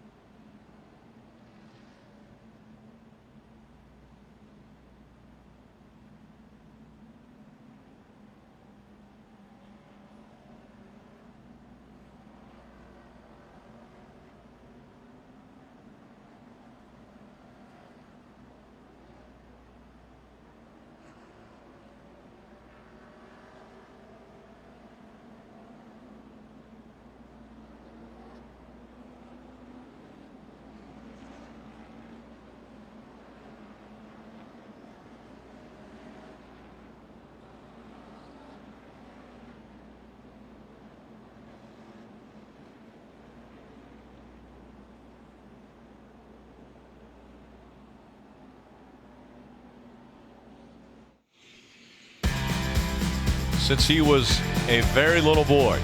Jimmy Johnson has enjoyed riding on two wheels. Matter of fact, raced on two wheels before he ever thought about getting behind the wheel of a stock car. And that's why he said he compares Dover to racing in motocross, because you drop down into the turns here at Dover. And maybe that's some of the success that he has had here, relating to his youth and driving those motorcycles as he was growing up. Most wins at a single track. Look at the names here: Richard Petty, Darrell Waltrip, and Dale Earnhardt. Jimmy Johnson joining that group. Right now he has 10 wins already at Dover, and out in front looking for his 11th. Lights are off on the pace car once again.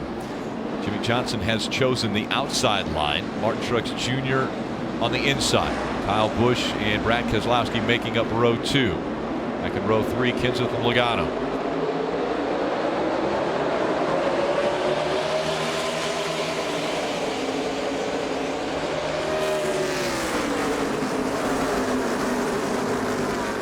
Keselowski with a big run on the outside. Jimmy Johnson, really good restart. Brad Keselowski moves into second, trying to hang on to that as Martin Truex Jr. looking inside early in this run.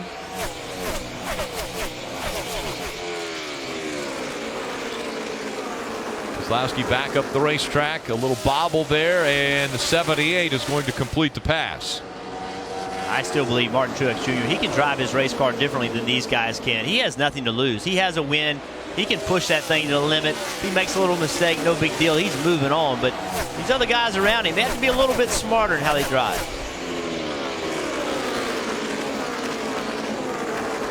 Kyle Busch looks to the inside of teammate Matt Kenseth.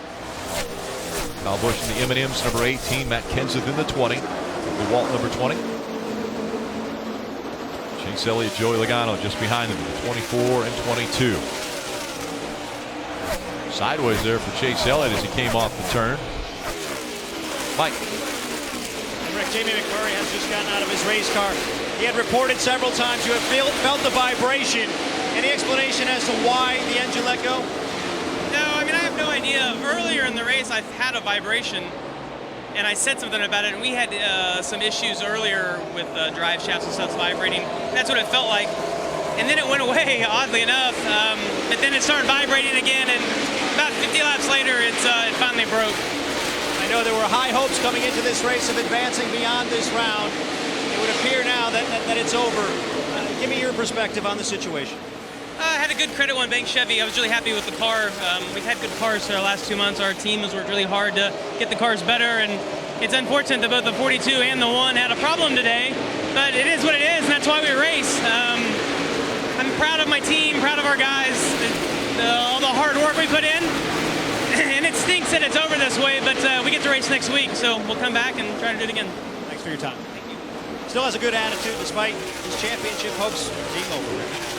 Yeah, and the one thing that you can always turn and look at Jamie McMurray is Jamie McMurray has won the biggest races in this sport. He hasn't won a championship, but he has won the marquee races in stock car racing.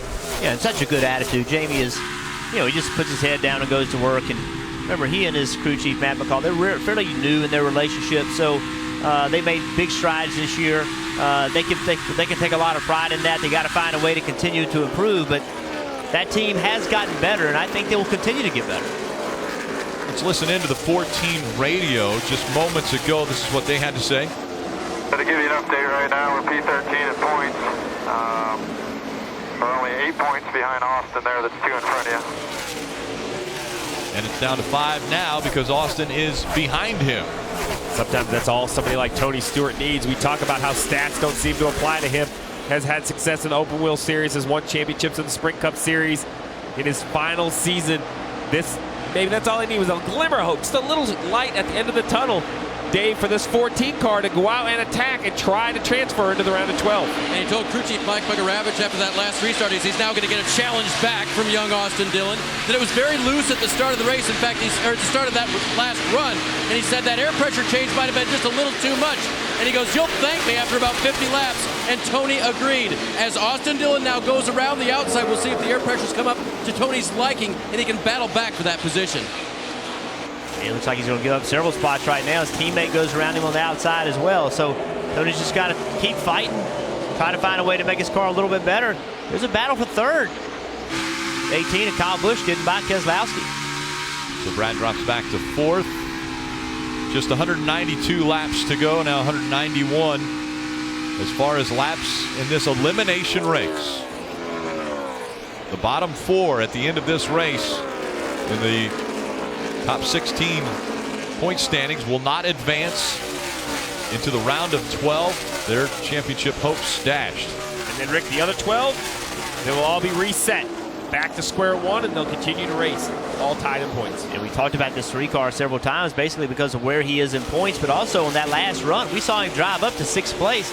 They pitted, they lost a spot on pit road, then did not do very well in the restart. I don't know if his car isn't good on the short run, but all that transaction that got him all the way back in 12th spot. So gave up 6 spots from where he was, and he just passed Tony Stewart to get to the spot that he's in. So they've got to find some short run speed in this car if they want to keep that track position they've earned. And guys, I was interested to watch on that restart what happened with Austin, because they didn't make any changes on that pit stop. They changed 4 tires, they put fuel in the car, but they really didn't adjust it at all. He was happy with it at the end, so I think what we saw was a little bit hard to handle at the initial restart, but then it comes to him, much as it did in the last run. I want to listen into the radio for Austin Dillon just moments ago. This is what they had to say. All right, guys, on the restart. We'll get it back right here. Yeah, 10-4. No worries. All good. The only car we're racing is that 14. Just for you. Yeah, I know it. I know it. Problem is, he's not very fast. Yeah, I know. It'll take care of itself. Got to be smart. +8 right now. Yeah, he did a good job right there. We'll keep doing what we're doing. So people ask why we put points as they run now, because the teams are paying attention to it too. That's what they're talking about. You heard Tony Stewart's team talk about it. You just heard Austin Dillon's team talk about it. They're paying attention to the competition and where they are and where they're running. We understand the race isn't over right now, but the points as they run now is exceptionally important. You hear how important it is. The teams are talking about it. That's all that matters, Steve, is how are you compared to your competition? Well, that's it. You said it. Points matter. This is the points battle. I mean, the whole idea is to have enough points to transfer into the next round.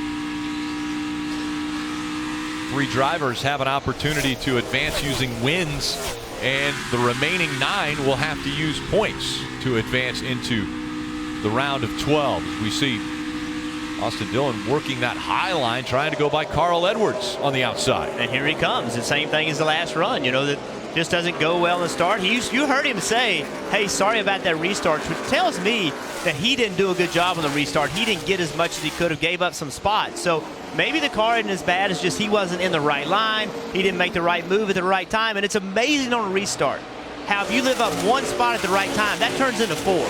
Because the momentum of the other cars just comes at you at such a high rate of speed. And that's why we talk about restarts and how important they are. You've got to be aggressive and you've got to be effective in them.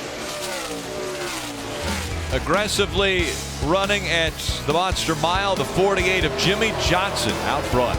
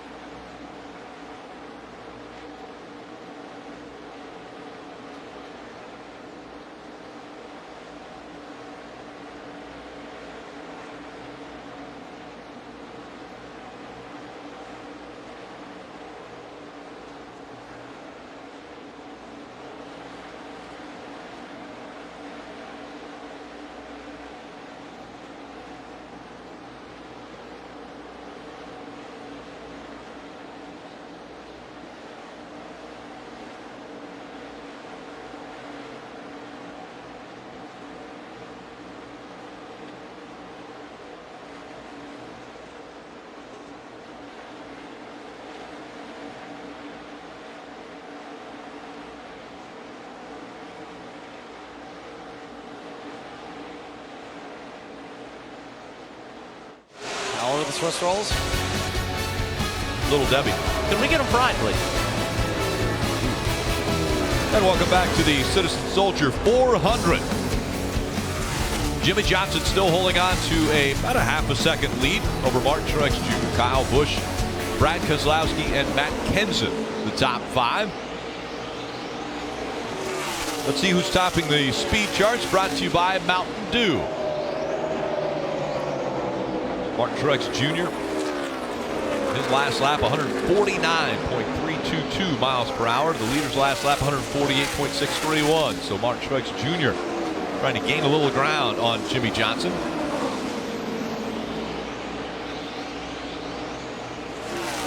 Jimmy Johnson and his team flexing their muscles a little bit here, Steve. We talked a lot about how they haven't been as good as you would expect them to be. They found some speed in the last month, had trouble executing with that speed. Now with the lead and a fast race car, can they get down pit road and not speed? Can they have the proper pit stops? All those things that they've struggled with lately, they still have to do that in order to finish this off. Have to execute a full race, don't you, Jeff? No doubt Hendrick Motorsports has brought some speed here to the chase, and Jimmy and I were talking about that earlier this week. He kind of joked that in the summer when everyone was asking, what's going on, how do you fix it? He said, if we knew, we would fix it. He told me, he said, through any downturn in racing, it takes a while to change directions, to figure out where the speed is. There's a process of elimination of work you got to go through to get going back in the right direction. Steve, you've been through a few of these downturns in speed in the past before. Sometimes you don't know where to start, but you've got to start somewhere, and no doubt Hendrick Motorsports put the work in this summer to get to this point here in the chase. Absolutely, Marty, and the key is to do it in an organized manner. It can't become chaos. You have to understand whether something worked or it didn't work, what you tried, what you changed. And if you change too many things, you don't make any headway. But this is the track that we've been looking for. You see the longest winless streaks at Hendrick Motorsports, currently at 23. I've been looking at this track, Jeff. You and I have had this conversation that the 48, I think, is sick of hearing about having a downturn, sick of hearing about not being fast enough. And this is the track that they could win at, perhaps in dominating fashion, as they're currently leading their 41st lap of the day. Could be just the momentum this team needs. Just been chasing all summer long. Maybe this puts them towards the top. They can walk into the next round with their chests out, a little more confidence. Well, I think this entire season, Jeff, and even the last 2 seasons, because of this new format, people have said, well, Jimmy Johnson hasn't been able to advance into the championship 4. He hasn't been able to figure out this format. I think that's almost fuel on the fire for the 48 team, Chad Knaus, Jimmy Johnson. They know that they are championship caliber of a team every year, but this format hasn't suited them up to this point. Maybe they're saying now, we can win in this format. Well, facts don't lie, though. Trophies are what matter, and they have not found a way in this format. They believe they are, but they haven't proved it. So until they prove it, they haven't been good enough in this format. And remember, they're 6-time champions. I mean, I am a big believer in this team. I know how good they are, and we have high expectations for them. We expect them to win. We expect them to compete at a high level, not make mistakes that we've been accustomed to seeing them make this year. So that's the thing. In this position with this fast race car, can they finish it off? And I think they have that question too. I think they believe it, but they're realists. They understand they haven't been able to do it. A little bit further back in the 4th position is Brad Keselowski. They had this to say on the radio just moments ago. That 18 in front of you is the only one not on the bottom. You see him up there. 14, 17 behind. Quite a bit of sunshine, a little more heat now. 24 or 24 behind. 10s and teens on the leader. A lot of information there. That was spotter coverage presented by Liberty Mutual Insurance, helping drivers worry less. Sounds like they're talking in code, but they're not. We said 24 and 24 behind. That means they both ran a 24-24. That's the time for the lap that they gave. So he knows what that means. Concise information, quick information, but the driver, the crew chief, and the spotter, they all understand that language. Well, we've talked all weekend about track changes. Well, you heard the spotter there say, sun's out, starting to warm up. This is just one more thing that's going to affect this racetrack. Well, I don't think the temperature affects the handling as much. What it does do, Rick, is affect how much Goodyear tire rubber adheres to the racetrack. It seems like when the sun is out, this track is going to even blacker. The tire rubber is going to want to stick more, and that will change the handling. And it's changed throughout the first 234 laps. We would expect it to continue to change for the remaining 165. Little wiggle there coming off turn 4 for the 2 of Brad Keselowski. Brad Keselowski again, after restarting up in the front row, has dropped back into the 4th position. Jimmy Johnson out front, Martin Truex Jr. running 2nd, Kyle Busch 3rd.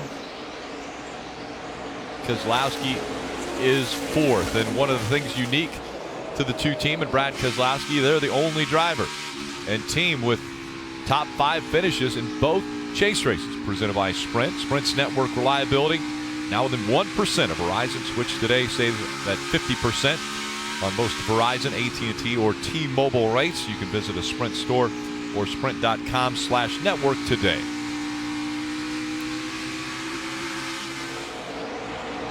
'48 is out front. Let's hear a little bit about his teammates. Kelly? Starting with the 88 and Jeff Gordon in his 6 races filling in for Dale Earnhardt Jr. He has yet to finish inside the top 10. Crew chief Greg Ives would certainly like to change that today and said, in fact, he said that's one of the things that's been frustrating for this team is all season. They feel like they have been running better than where they have been finishing. They hope to kind of clean that up before the season is out. Another Hendrick teammate, the 5 of Casey Kane, meanwhile, has had 4 straight top 10 finishes. They've been coming on strong here towards the end of the season, but when I talked to their crew chief, Keith Rodden, about it, he said, you know, it's really just that a lot of things have started to go our way. Everyone has been really upbeat, working hard, and now things that we have been working on starting months ago are just now beginning to pay fruition. Right now, Casey Kane running 11th. Chase Elliott, the 24, has been having a good day. It's interesting when I talked to Alan Gustafson this morning about Chase. He said it's this race I like calling because it's not a race where you kind of get stuck and you don't have a chance if you need to work on things. You can work on the race car. That affects a lot. But the driver can affect his line a lot. And now as he works over Matt Kenseth, we'll see if he changes his line at all, try to get a little bit more speed.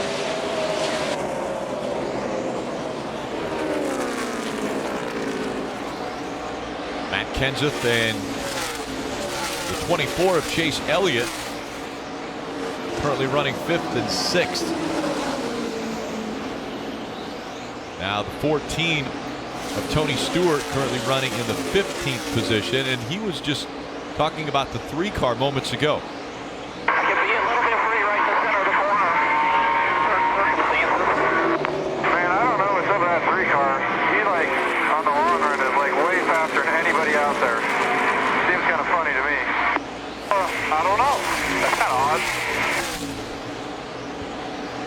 When he says that, 24.343 was the last lap for Austin Dillon, and he was, by the way, the fastest car that last lap. Yeah, he's flying. I mean, that's what we've seen the last 2 runs of this car. He fell way back at the start of this run, but he's gotten by a lot of people, and now he's run down. We just saw him get by Jeff Gordon. Now he's run down Joey Logano, and Chase Elliott's right in front of Joey. Austin Dillon coming into this race was outside the top 12. Now he's inside the top 12. So we go NASCAR nonstop.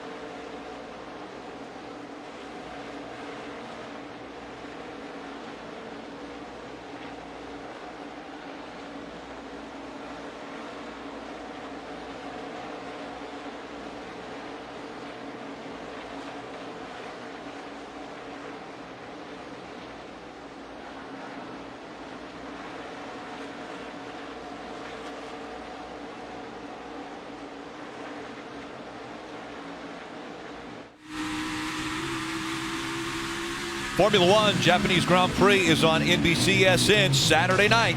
Coverage starts at midnight Eastern. Nico Rosberg extended his points lead last night at the Malaysian Grand Prix. Solid third place finish. Teammate Lewis Hamilton trails by 23 points now in the standings.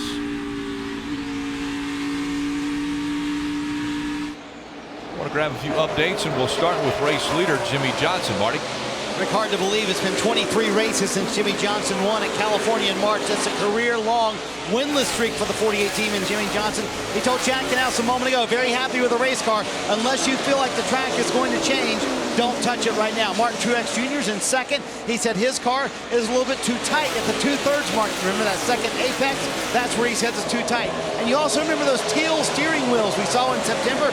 That are now all up for auction at the NASCAR Foundation website. In fact, they've auctioned one off already. Martin Truex Jr.'s wheel from Darlington. It raised $100,000. And Kyle Busch back there a little bit further in the third position said his car just way too loose right now to attack. We're about 15 laps from the next green flag stop, Dave. Brad Keselowski's been pretty happy with his race car most of the day, expecting him at about 15 or 20 laps as well. Car just a tick free right now for Brad. Kelly? Matt Kenseth won here at Dover back in May, but they admit that they didn't have the best car that day, said they kind of snuck away with that win. The car that they brought today, crew chief Jason Ratcliffe says, is very similar but a little bit better off the box. They've been working on the handling of this car throughout, at one point going back on some adjustments. Right now, Matt Kenseth just saying that he needs to be a little bit tighter, Dave.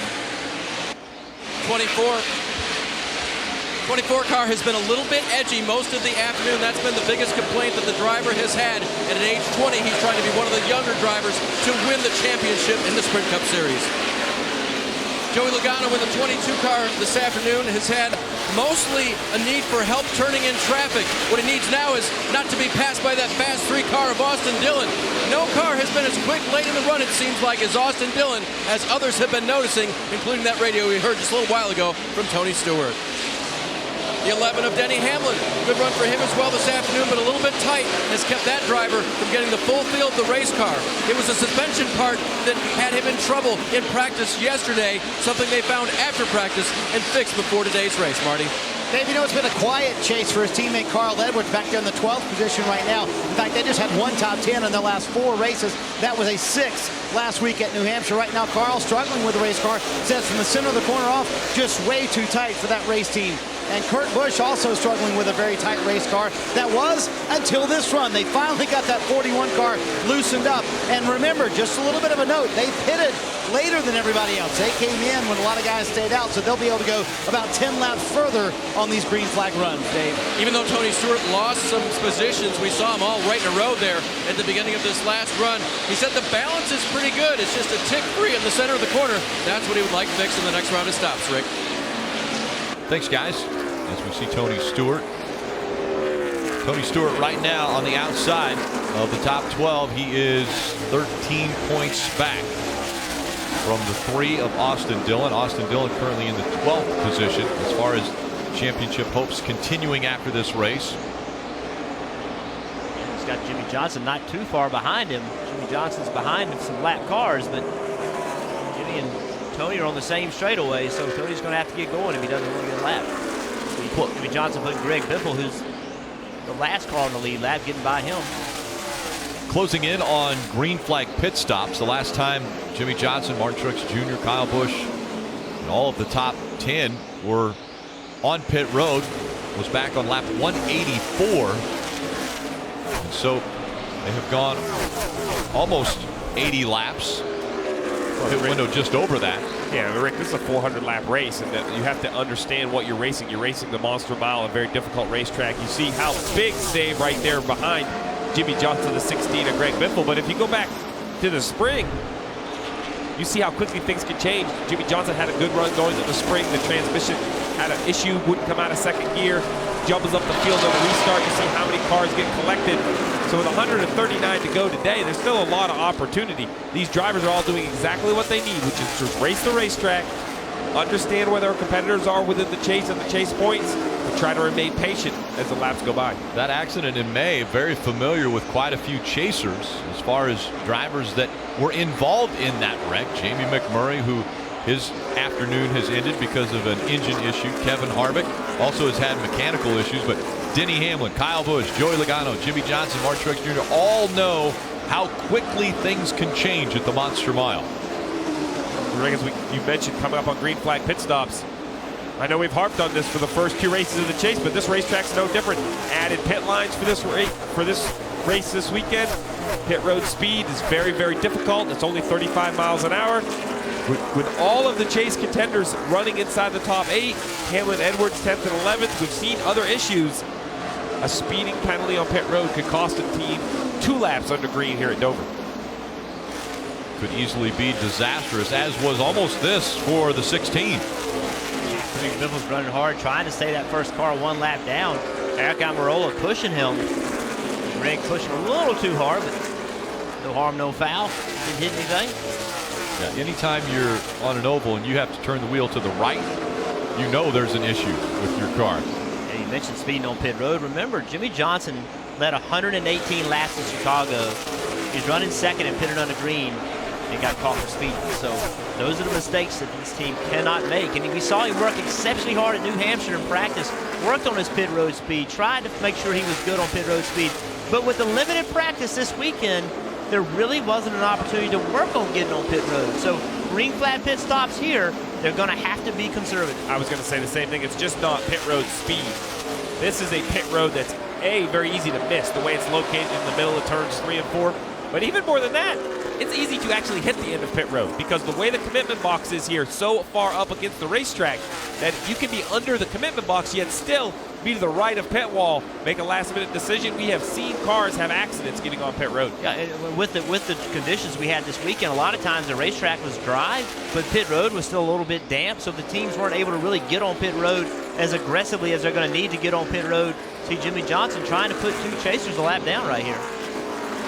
Going to do it to Kurt Busch in the 41. He clears him, and we'll put Kurt a lap down, and then looking forward to the 14 of Tony Stewart, also trying to put the 3-time champion a lap down.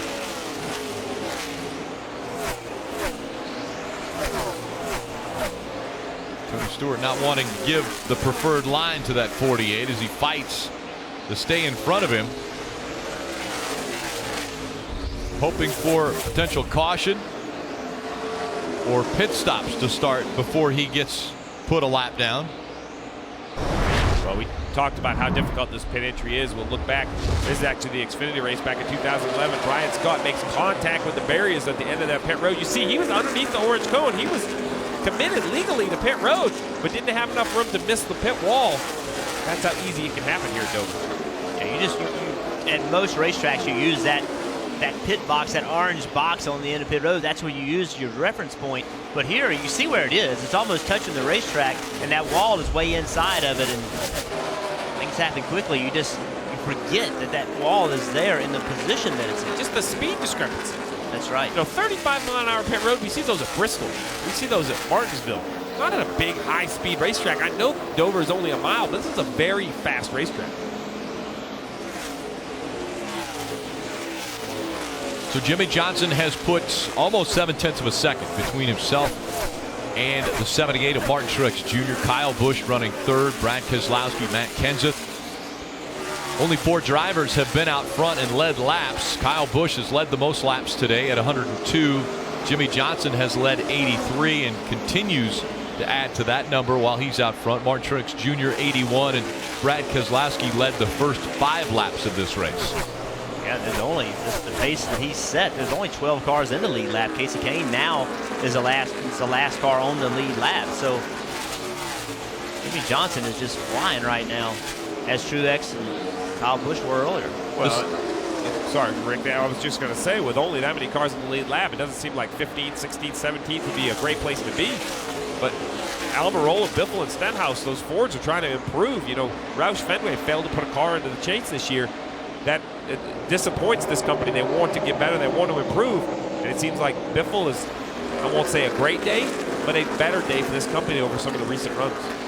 Yeah, well, we heard the report from Marty about, Jimmy Johnson and his team, how they had to, it took them a while. They weren't running well.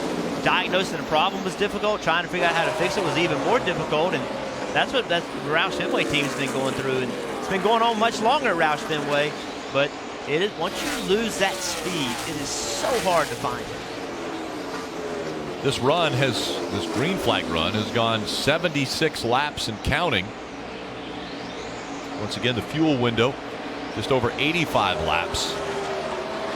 Last time they were on pit road was lap 184, and already at lap 275. So they're flirting with that fuel window, as we're seeing some cars making their way onto pit road now, including the 24 of Chase Elliott.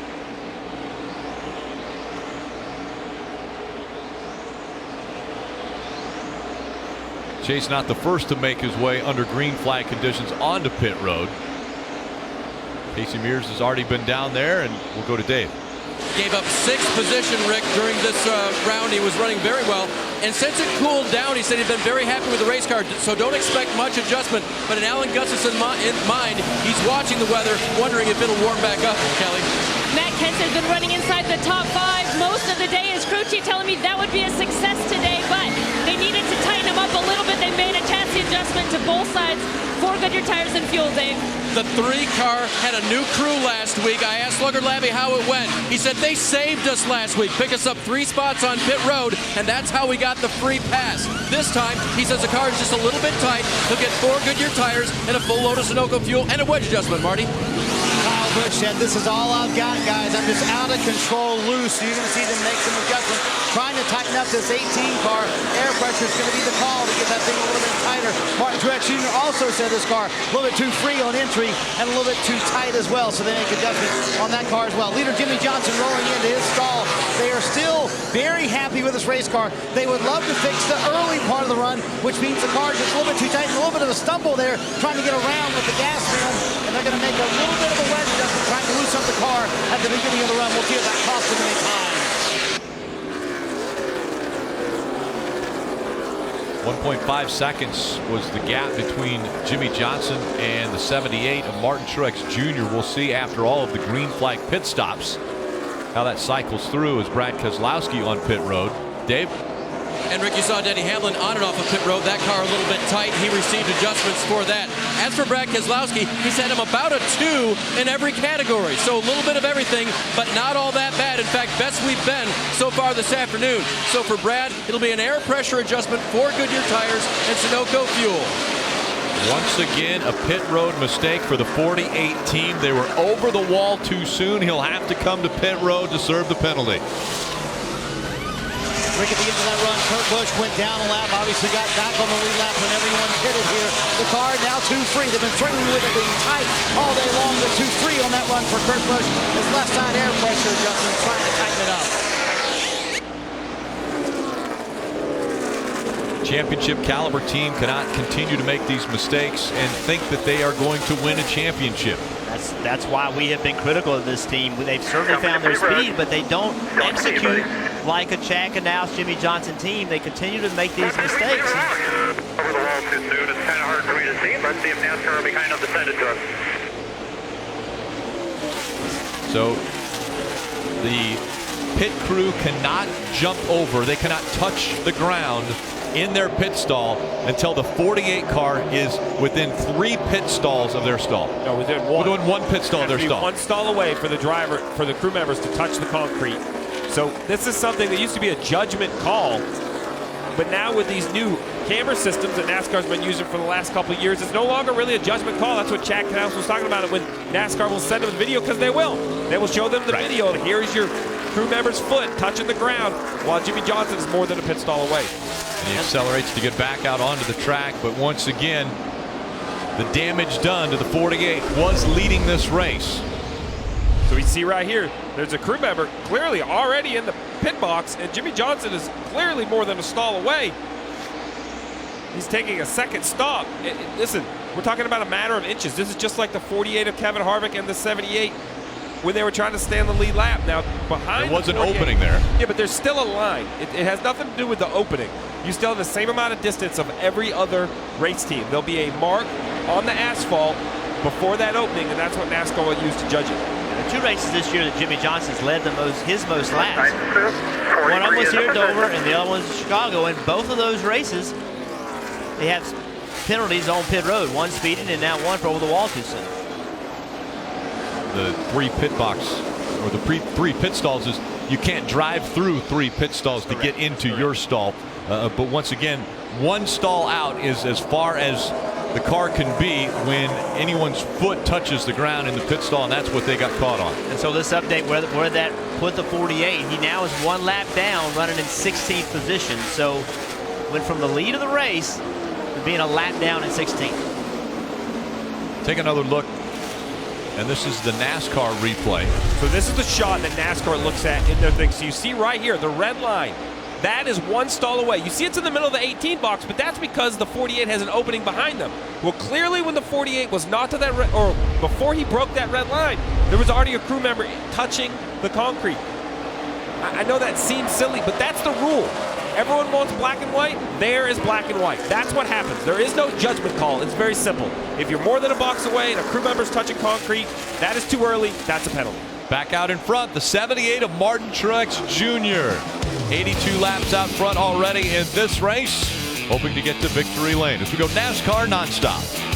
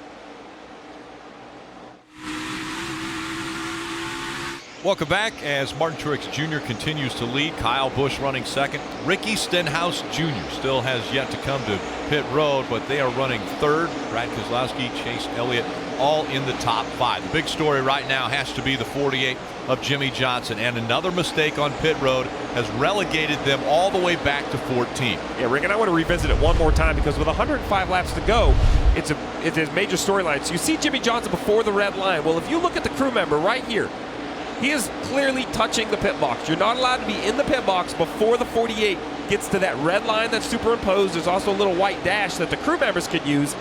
That is there for safety. They don't want the crew members in the pit box before the cars get there because say a car gets spun out. We see that all the time.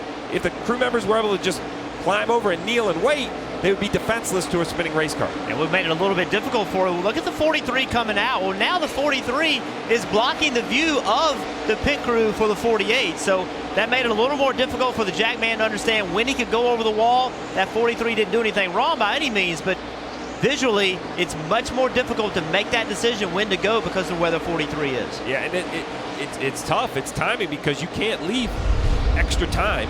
You have to get out there and be ready to do your job, but it's the same for everyone. And one thing that the camera system that NASCAR uses, the Pro system, has done, it's taken officiating, in my opinion, to a very consistent level.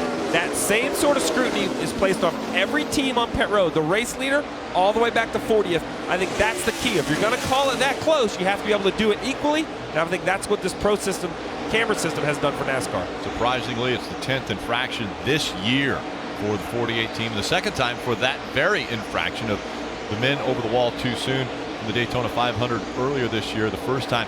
This is what they had to say on the radio. All right, nice and smooth here. Everything's fine.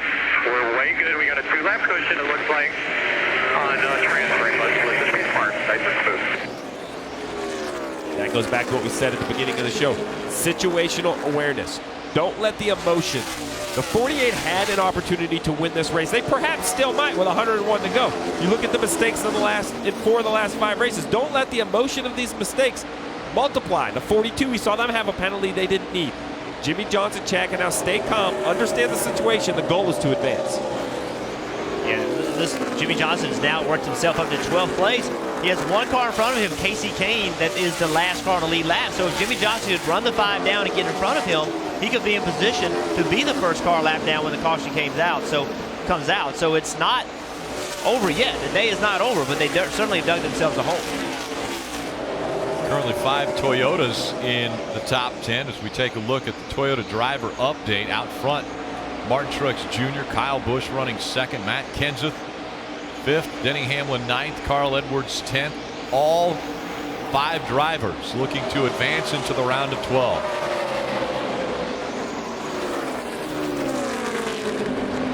All well above the cut line. Carl Edwards the closest one to the cut line, and he is 25 points ahead of 13th. And under 100 laps to go at Dover. And the weather has been inconsistent. It was overcast pretty much the first half of the race. Then the sun came out. It was shining down on the track for a little while. Now, once again, the clouds have come back over. How difficult as a crew chief is it to try to figure out the way this track will change? Well, you know, I would be able to answer if I knew, because this track always threw a curveball to me every time I came to it. The sun, the shadows, the rubber going on, the groove moving around. There's a little bit more compromise now because the driver has the in-car track bar adjuster where he can make a handful of adjustments on his own to try to improve his car. But it's so difficult to be good over the entirety of a run. You're either good on new tires, old tires, clean racetrack, rubbered up racetrack. It's probably one of the biggest compromise racetracks we come to as far as from run to run throughout the race. Martin Truex Jr. out front has an 8-second lead over Kyle Busch running second.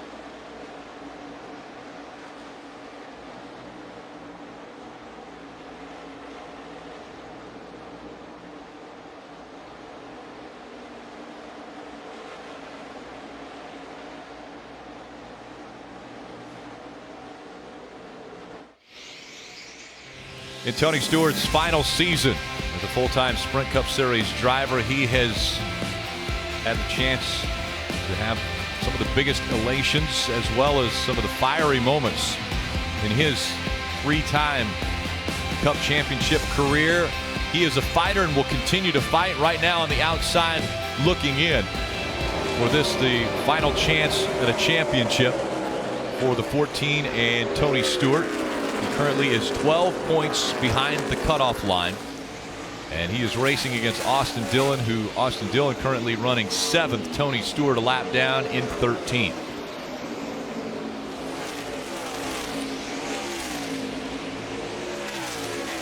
Want to get a few updates, and we start with Marty Snyder. Boy, Rick, the round of 16 has been kind to the 78 team for Martin Truex Jr.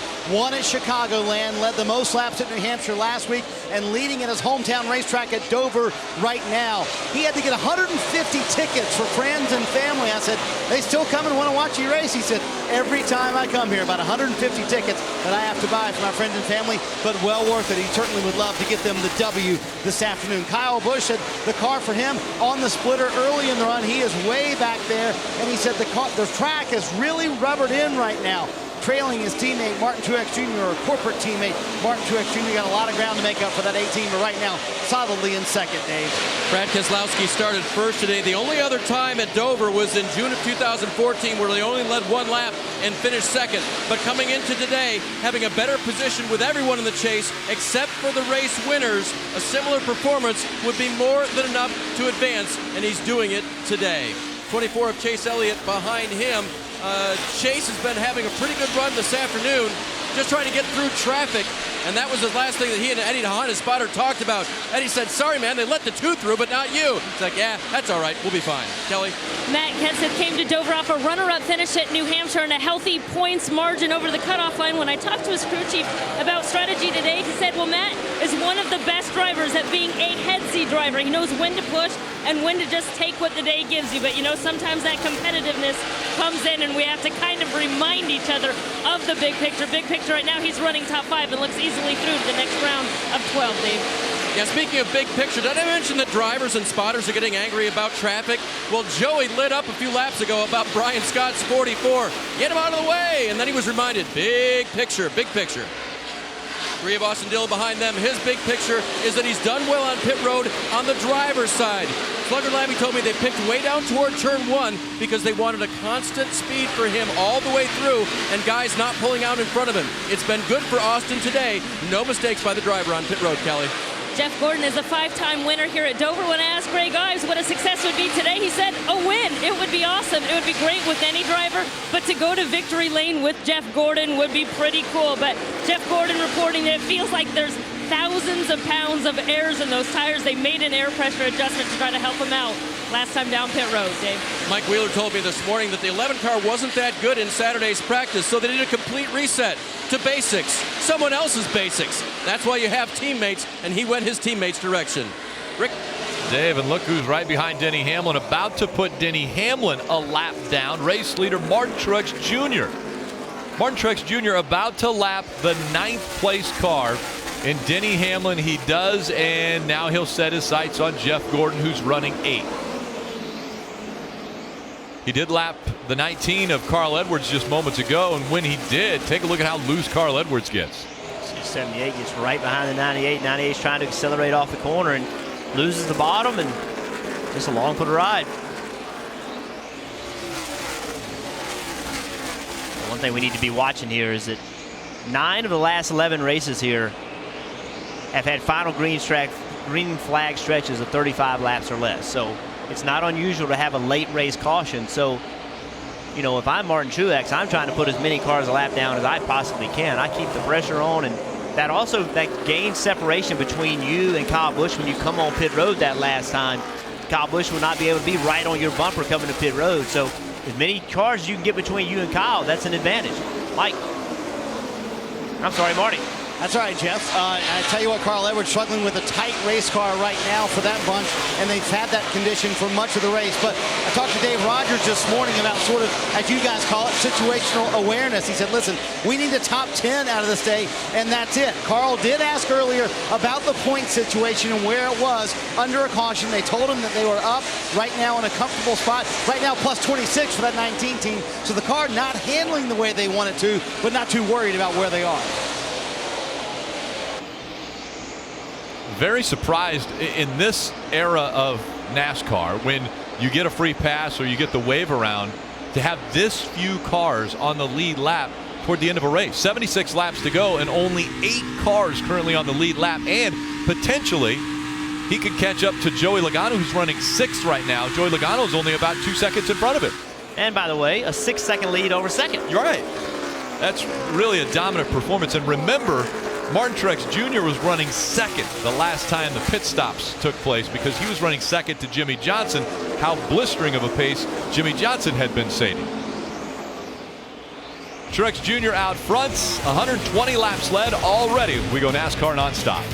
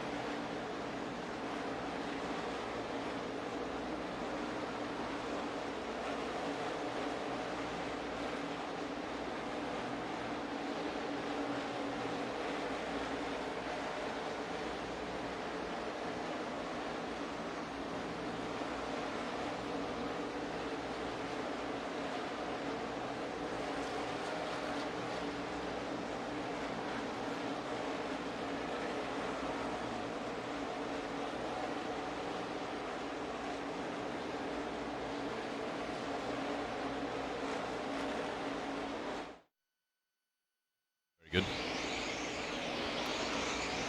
Aerial coverage provided by our partners at Smithfield Foods. And once again, it has gone from a little bit overcast to the sun shining down on the track, and now once again overcast. And following the race on NBCSN, stay tuned for the NASCAR America post-race show presented by Advance Auto Parts. And be sure to catch Victory Lap at 6 p.m. and then after that, Racing Roots. Kevin Harvick. Kyle Petty, Rutledge Wood went to Bakersfield, California to find out just what makes Kevin Harvick tick and how he got to the place he is today. 78, able to just now pass the 3 of Austin Dillon. So now only the top 6 are on the lead lap, and the 78 closing in on the 22 of Joey Logano, who is currently 6th.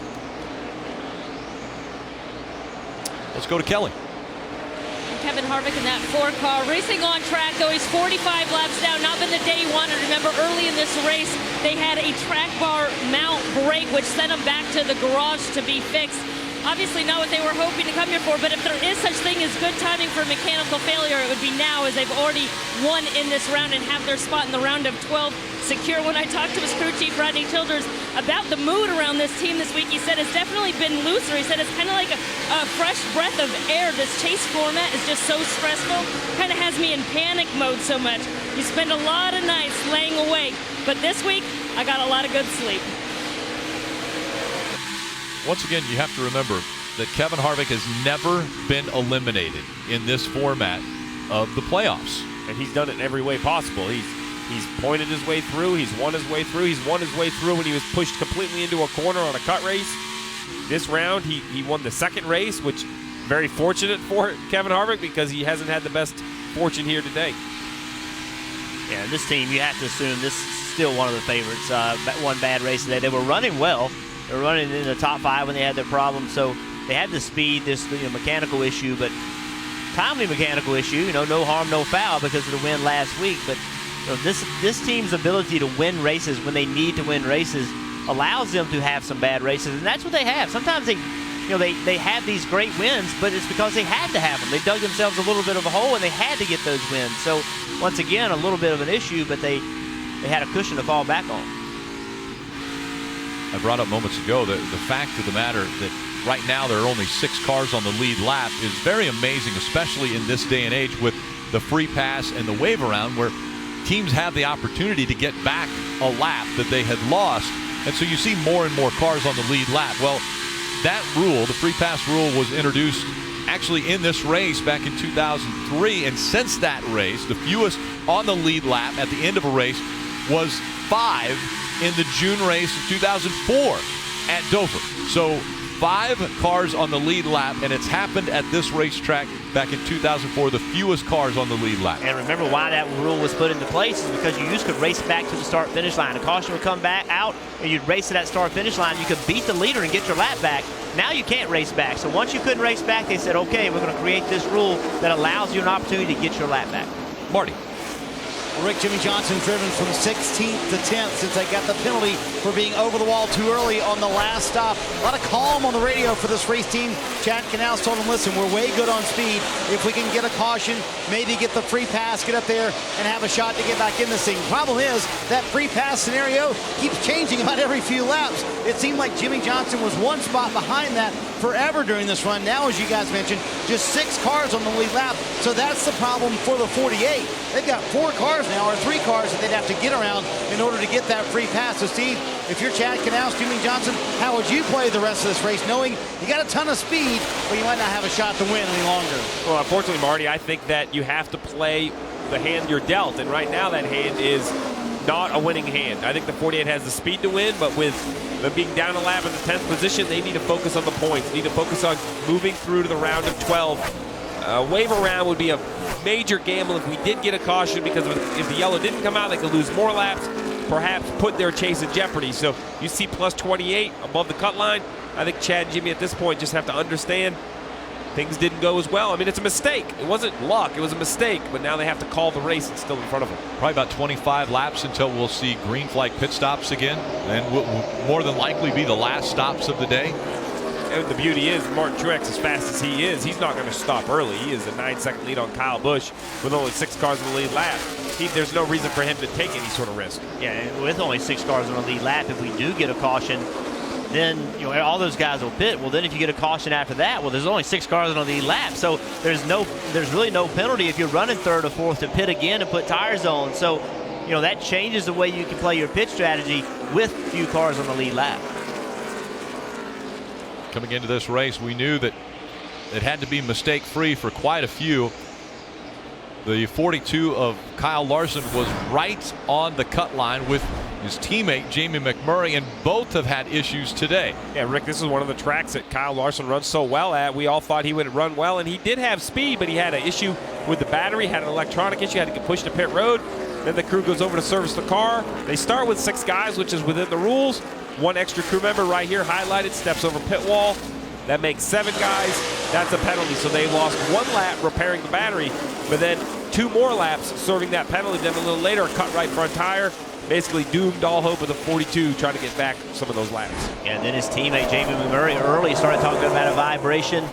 Had to slow way down, said he was down at least one cylinder, maybe two. They contemplated bringing the car into the garage, seeing if they could do something before it blew up so that ultimately it wouldn't blow up, but they weren't able to make that change, and finally the engine ate itself up, and now he's out of the race, and both of these teams most likely are not going to transfer. Yeah, right now the 42 of Kyle Larson is being scored 6 laps down. It is the 3rd season in the chase. It's the first time, though, for both cars, and it will be disappointing for Chip Ganassi Racing to not be able to advance once again out of this first round. Yeah, and I say most likely just because one thing I've learned about this format is you never say never. I mean, anything can happen, but certainly with only the few laps left and as many laps, Kyle Larson 6 laps down, there's only 51 laps left. If he's going to gain those spots, it's going to have to be some pretty crazy stuff happen, but he also have to have enough time to make the laps up. Martin Truex Jr. in front of Kyle Busch by 9.5 seconds as we go NASCAR nonstop from Dover.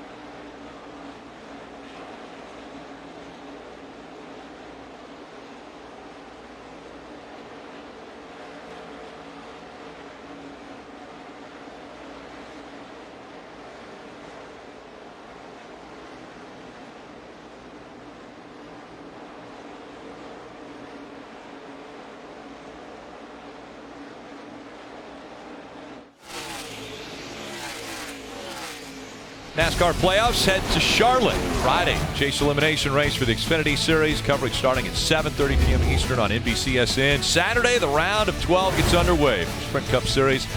Race coverage beginning at 7 p.m. on NBC. Dave, green flag pit stops underway. Yep, Joey Logano had enough. He was ready for some tires and fuel. He said, if I get into clean air, it frees up, and a little bit with my track bar adjuster inside. But that's sort of been the condition. A little bit tight for the 22 late in the going here at Dover. A little bit of a slow stop, over 14 seconds. In today's world, the pit stops you'd like to see under 13. We saw Jimmy Johnson have a penalty on this last round of green flag pit stops. We'll see if everyone can be efficient with 42 to go. Dave. Tony Stewart is on pit road now, under the cut line, and a lot of cars to pass if he is going to advance to the next round. but the 14 car hasn't been to his liking particularly today, and so they're going to have to make another adjustment on it here for him to get through to the end. Looks like it's just going to be an air pressure adjustment.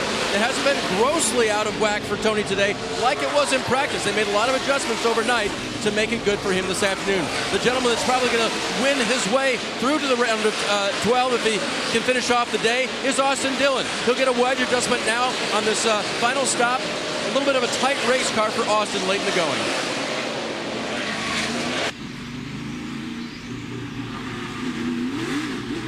The Chase drivers looking to advance into the round of 12. One of those being Chase Elliott. Brad Keselowski without a win, looking to advance, and the 41 of Kurt Busch also looking to advance. Marty? Playing the game like they need to right now above the cut line, and it looks like they'll make it to the next round. Kurt said the car much better, especially early in that run. Had a little bit of speed. He said, I don't know where that speed went late in the run, but they didn't have it. Kelly? Atkinson pits from fifth position. They tried to tighten him up last time, but he said it wasn't the right kind of tight. He said he's still loose on gas on entry, and then he gets tight at about the 2/3 mark, so they made some adjustments, 4 tires and fuel, Dave. Chase Elliott doesn't have a winning car this afternoon, but it will be enough. It's been a steady run for the 20-year-old. Nice catch on the tire there, by the way. 4-tire change, Sunoco fuel, get him on his way.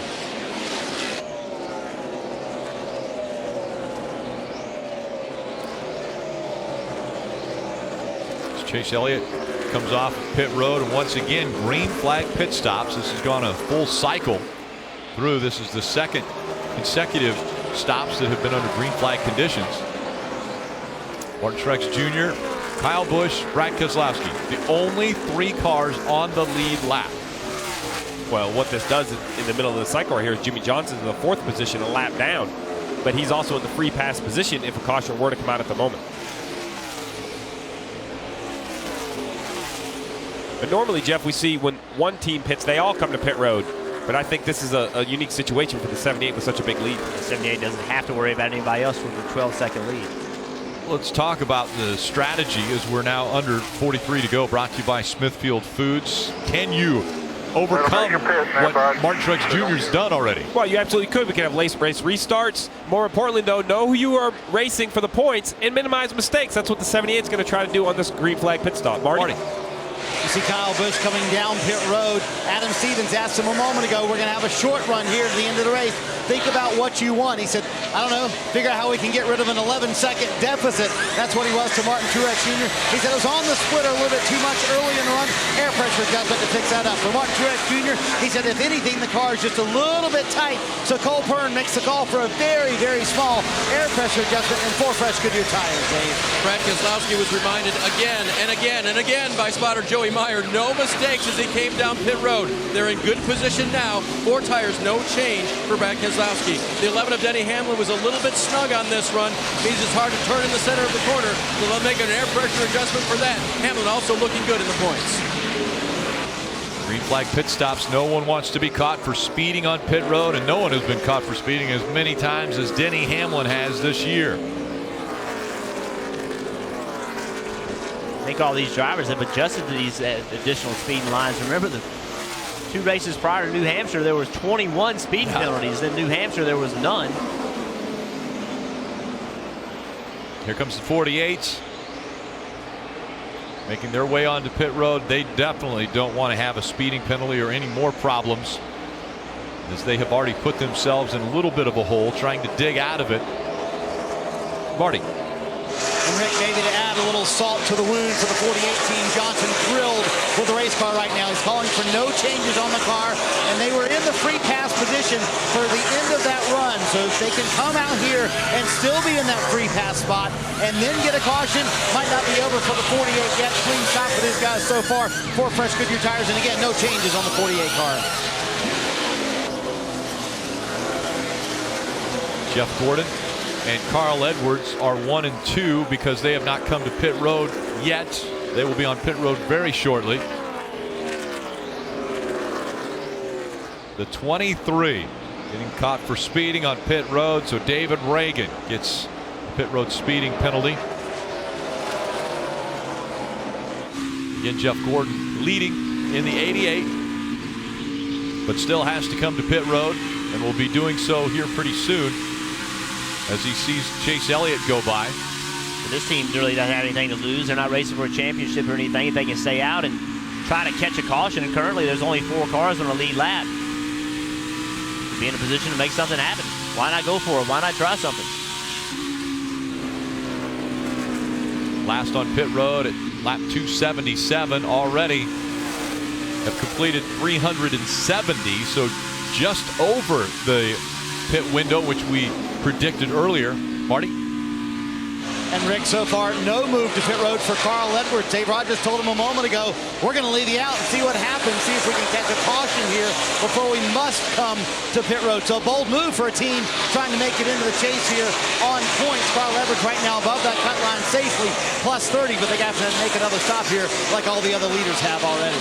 I like the strategy call. Just don't put yourself into a mistake. Don't run out of fuel on the racetrack. I think no harm staying out. Maybe you could get a caution and end up winning this race, but be very sure that you're not to the limit of your fuel, because running out of gas could be extremely costly. I just don't. Well, I don't understand why it's worth it. I mean, why take a chance of cutting a tire, having some sort of problem? You know, you haven't been this long on tires before. What if you have a tire problem? What if you have a corded tire or something? Like, remember what you're doing. What you're trying to do is advance to the next round. There's really no gain in doing this. You know, potentially could help you. You know, but it has way more chance of hurting you. So I'd be on pit road. But I'm just a little safer gambler than you are. I guess you're cautious. We'll call you cautious, Jeff. As the 3 of Austin Dillon. Again, Austin Dillon currently running 9th, 1 lap down. Only 6 cars on the lead lap. That's going to change again when Jeff Gordon and Carl Edwards come to pit road. Kelly. Jeff Gordon brings the 88 down pit road while Dale Earnhardt Jr. sits atop the pit box watching on. Jeff has said that the car is a little bit tight once he gets to the center of the corners. He said he needs to work on the entry of it, but his exit off the turns is fine. You saw the chassis adjustment made there to the right rear just a moment ago. It'll also be more Goodyear tires than fuel. Marty? Well, Kelly, the gamble didn't hurt the 19, but it didn't help him either. Making his way down pit road right now. Carl Edwards comes in. Just a splash of fuel here. Going to be 4 fresh Goodyear tires. They have really struggled with the handling of the car. Been tight for much of the day. On that run, Carl said they got a little too loose the longer they ran. So 4 Goodyear tires for Edwards and an air pressure adjustment trying to get that car handling better. And both Gordon and Edwards go a lap down and drop down to 12th and 13th, respectively. Martin Truex Jr. back on point, and a 9-second lead over Kyle Busch, about where it was when these green flag pit stops began. So not a lot of gain by Kyle Busch. Chase Elliott running 3rd, another very strong performance for that young man. Brad Keselowski and Matt Kenseth, Joey Logano, the only other drivers that are on the lead lap. But really impressed by Chase Elliott and what he's been able to do. Chase Elliott's going to advance. Chase Elliott's going to move on to the round of 12 and keep his chase hopes alive as far as a championship. And I thought what's really impressive is, remember how fast this 24 car was at Chicago? Everyone thought he was going to end up in victory lane. The late caution, lost a spot on the pit stop. The 78 beat him off pit road, ends up winning the race. That could have very easily, you know, derailed a young driver in Chase Elliott, but instead he just stayed focused, came back, didn't run great at New Hampshire, finished 13th. Doing what he needs to do to advance. Really races like a wily veteran, not like a 20-year-old young first-time rookie.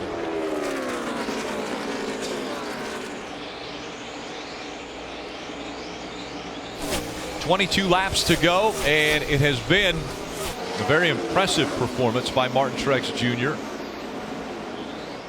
With those 22 laps to go, he will end up leading the most laps in this race as he's getting close to the 41 once again. Marty.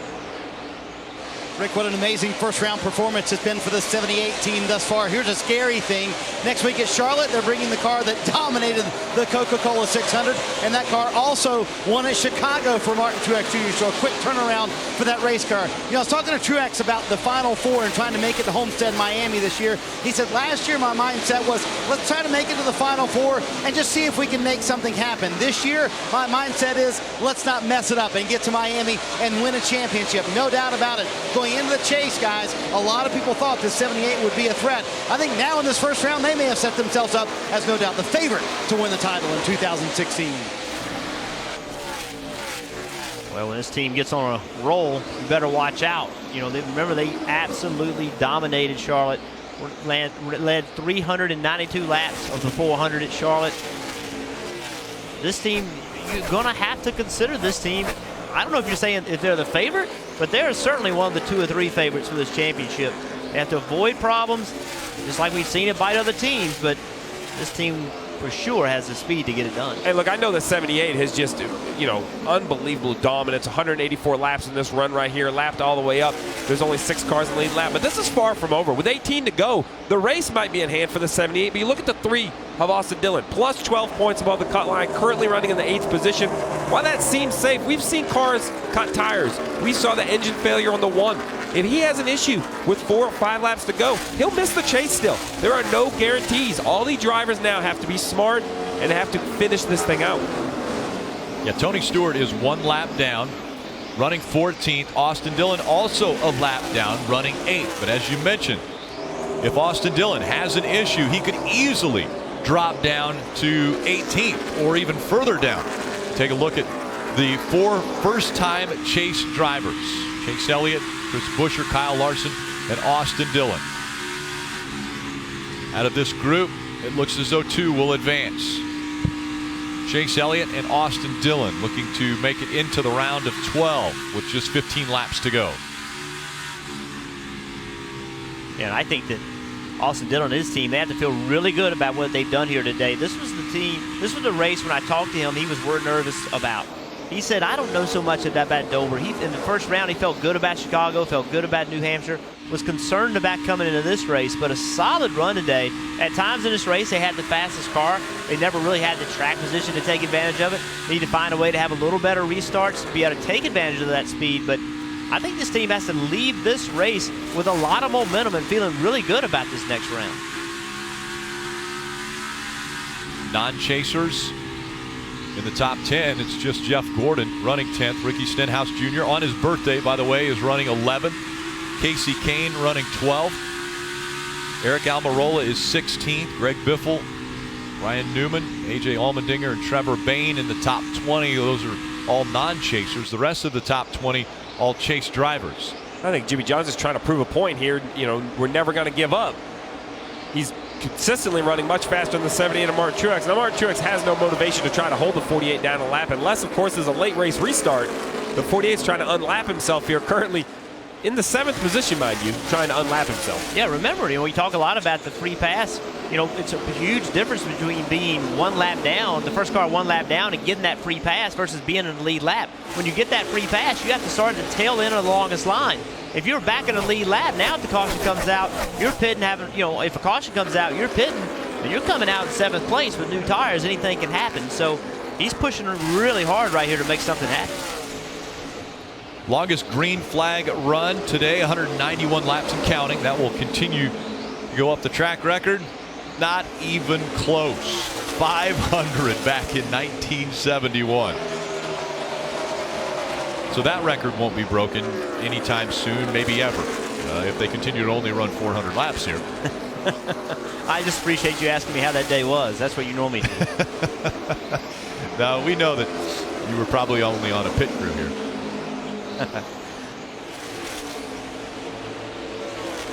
With only 10 laps to go, the 14 not looking good. Currently 11 points outside of the chase. The round of 12, and this being the last opportunity for Tony Stewart to win a championship in his final Sprint Cup Series season. I think it's already been great, though, that Tony Stewart was in the chase. At Daytona in February, he wasn't even in the 14 car, had the back injury. No one knew how long he'd be out. There was question whether how much he would even run the final year. He comes back, he wins Sonoma, gets into the NASCAR playoffs. So while he doesn't appear to have the great fairy tale send-off that Jeff Gordon was lucky enough to have last year by winning at Martinsville, still a great finish to a career to make the chase in his final season. Yeah, that win at Sonoma was really energizing to everybody. Watching him have a chance to win and actually pulling it off. And then the team showed a lot of speed. Like through the summer, they showed a lot of consistency and showed speed. Looked really good. But over the last month and a half, they have not been able to bring that speed to the racetrack. And kind of the same as his teammate, Kurt Busch. Kurt Busch has also kind of fallen in the same trend, although Kevin Harvick has continued on. Kurt has not had the speed also. This is a flashback to Sonoma and the last win for Tony Stewart when the 11 made a mistake. Denny Hamlin goes a little bit high in the final turn. Tony Stewart takes advantage of it, makes the pass, and takes the win. That enabled him to fight for a championship this season. Those hopes and dreams may be dashed today, though, as he is 11 points back from the top 12. You saw the fight in the driver of the 14. He's always had that. But he has said that this will be his final season. Under 5 laps to go. And right there is race leader Martin Truex Jr. Coming into this season, before the start of the season, Martin Truex Jr. had 3 career wins. 3 career wins. His first career win came here at Dover. But starting this season, he has already won 3 races. He is looking as though he could win 2 races in the first round of the chase. This round of 16. He started off at Chicagoland in Victory Lane, and now under 4 laps to go at Dover. Has led over 183 laps. And Martin Truex Jr. has really put on an incredible performance. There are only 6 cars on the lead lap. That's a combination of what Jimmy Johnson was able to do when he was out front, the pace that he set, as well as what Martin Truex Jr. has been able to do since he took the lead. And I believe Martin Truex Jr. could drive back up and lap Joey Logano if he chose. I think he's found a good, comfortable place to ride. Doesn't want any part of that 19 or that 22. With only 2 to go, I think that's the wise decision. But I don't think he was going to slow down enough to let that 48 go by. I think as much as the 48 wanted to prove a point, I think the 78 of Martin Truex Jr., he wants to prove a point as well. Over 200 laps of green flag racing to end this one as they come out of turn 4. The white flag goes in the air. One more time around for Martin Truex Jr., looking for his 4th win of the 2016 season and his 2nd win of the round of 16. Martin Truex Jr. has to solidify his position as the favorite for the 2016 championship, as he has dominated round number 1 and he's dominated at Dover. He'll win again. Woo, baby! Hell yeah! Way to be, boys. Team effort again. Awesome job, man. Great car, no mistakes. That's all we need to do. Good job, man. 3 out of the last 5 races. When you talk about momentum, this team definitely has it. We're going to victory lane at Dover. Good job, my brother. You go back and think about 2 years ago when Martin Truex Jr. First started driving the 78 car. The car had run really well the year before Martin Truex got in it. He did not run as well. There was a lot of pressure on Martin. Sherry Pollux, his girlfriend, was diagnosed with cancer about the same time. A lot going on in his life at that time, and you wondered. There was rumors like he wasn't going to be invited back to drive the car, but they got through that year, and ever since then they have been exceptionally fast. And I think the addition of Cole Pern as the crew chief on the 78 team has really ramped things up for this organization. It just seems as though Martin Truex Jr., Cole Pern click. They have figured out how to get the most speed out of these race cars. And right now, Martin Truex Jr. once again is celebrating. This time at Dover International Speedway, the moment presented by Sunoco, fueling victories all season long.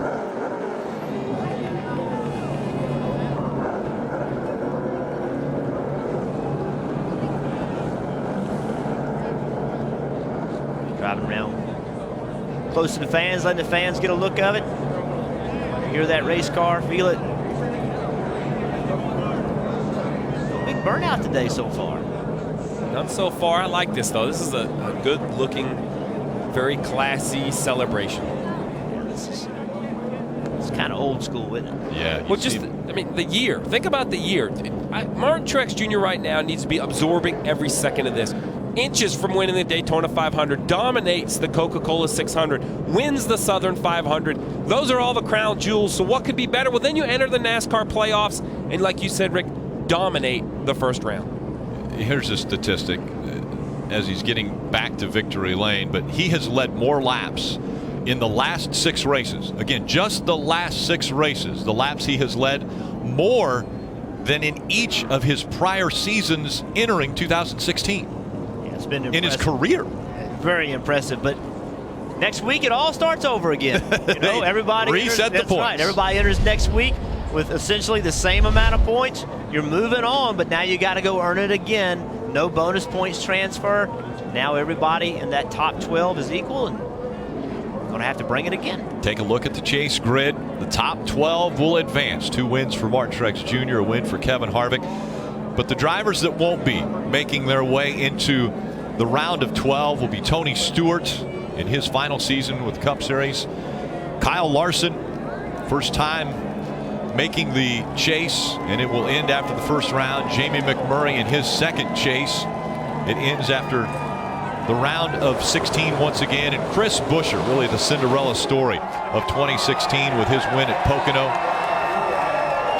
The single car team able to make it into the chase but won't advance into the round of 12. And you heard the fans cheering as Martin Truex Jr. flipped it around right in front of the grandstands on the front stretch.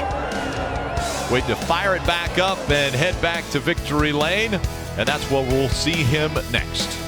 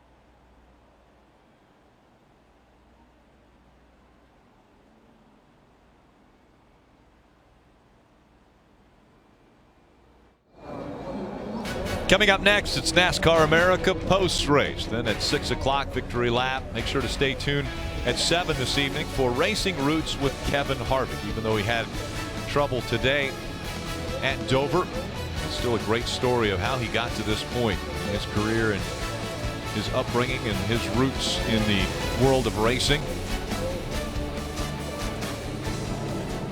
Checking the lug nuts as he'll make his way into victory lane once again. Again, the 4th time already in 2016. When Martin Truex Jr. drove for Michael Waltrip Racing, a little controversy at the end of the season in Richmond, ended up losing a sponsor. It looked as though Martin Truex Jr. was really on the outside of his racing career. Didn't have a sponsor anymore, no real ride out there for him to move forward with. And then Furniture Row Racing came calling and gave him an opportunity. First year, very difficult year for that team at Furniture Row. But then things changed. Things clicked. And now, Martin Truex Jr. definitely in position to win his first ever championship in the Sprint Cup Series as he makes it back into victory lane once again. Who would have guessed a team based in Denver, Colorado could bring it every single week and compete? You know, when this team was first started, everybody said it'll never work. Can't make that happen. Well, Barney Visser, his vision has proven to be correct.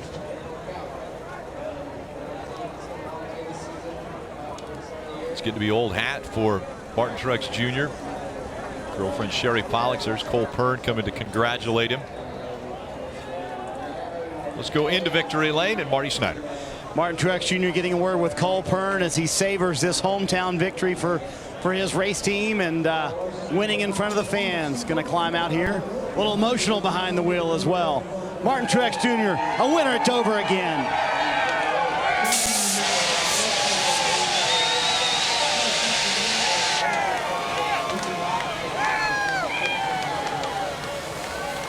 You can tell standing on the car a little extra. savoring the moment, looking at all the friends and family that are here in Victory Lane because it's a packed Victory Lane. Martin, I got to ask you, winning Chicago, leading the most laps at New Hampshire, dominating at Dover, what kind of statement has the 78 team made in round one here? We're not messing around, I guess. I mean, I don't know. What else can you say? Just we are here to get it done. And golly, I'm telling you, just the best crew there is. I mean, the best bunch of guys you could ever ask for. So it's just amazing to drive their race cars and to do what we're able to do. So I'm just ecstatic. So many people to thank. Again, I mean, this is just unbelievable. I mean, I don't even know what to say. And especially here, I love this racetrack. You know, it's been, you know, considered a home track for me for a long time. It's been since '07 since I won here. Had a lot of heartbreaks here, but all in all, just a phenomenal race car again today. And Furniture Row, Denver Mattress, Bass Pro Shops, Auto Owners Insurance, Textron, Oakley. I mean, everybody that makes this thing happen for us. Barney, thank you. I haven't seen him yet today, so he must not be here. Everybody back at Denver Furniture Row. Golly, man, it's just. I got to pinch myself. It's unbelievable. So thank you to Sprint and the fans and everybody. What an awesome race today. We're ready to go to Charlotte. You and I were talking Friday, and you said, listen, I've been on the other side of this, talking about your success. I have a better appreciation for it. How does it make you appreciate what's going on right now, having been in situations where you weren't as successful? You know, I can remember going home on days really frustrated. You know, here, for example, running up front, have something happen, and watch Jimmy win 10 of them. And it's like, man, that's got to be unbelievable to be winning that many races in a year or that many races, period. And, I mean, the last month and a half has just been ridiculous. I mean, it's been a fairy tale dream, and all the credit goes to all these guys. TRD, the engine was incredible, as always. I thought I blew it up out there. I went to do a burnout, and it shut off, and I couldn't get it started. So Polish victory lap was cool. That was for Alan Kwiecki. Mark Martin's always talking about it. He's my buddy. That was kind of half for him as well. So he's given me a lot of advice over the years, a lot of support. So it's cool to be able to do that. But all in all, I mean, it's just, this is a dream come true. I got a lot of friends here, a lot of family here. We had a lot of people here with our foundation today that came all the way from my hometown. 150 of them busted down here. We met them before the race. They're up there with their Martin Truex Jr. Foundation towels, waving the towels as I went by. So just awesome. Just an awesome day for all of us. And looking forward, like I said, just keep this momentum going, man. And the sky's the limit for this team. Rick, you can tell the hometown win means a little bit more to Martin Truex Jr. here this afternoon. Absolutely. From the elation of Victory Lane to the disappointment of Chip Ganassi and Chip Ganassi Racing. Had two cars in the chase, both eliminated in this first round. The round of 16 is as far as they have got in their title hunt. And just moments ago, Kyle Larson spoke with Mike Massaro. Well, it certainly wasn't the day that Kyle Larson was hoping for in Dover. An electrical problem, a penalty on pit road, that seemed to seal your fate. What was the day like from your perspective? I don't know what happened with the battery or whatever, but I lost power, lost a lap, then we had too many men over the wall. And really, if we didn't have too many men over the wall, we probably would have been all right because I was only a lap down. Just whatever. But nice little Christmas present for Austin there by both Ganassi cars. But, our Target Chevy's been good every week. So we'll go out, try and win some races. Even though we're not into the next round, we still have a shot at finishing 5th in points. So we're going to try our best to run as far up in points as we can. Your first playoff experience, what do you take from this that might help you and this team be better next year? I don't know. Find some good juju. I had bad luck at Chicago. Probably lost 12 points at Chicago with a right front failure. So that right there, and then today's bad luck.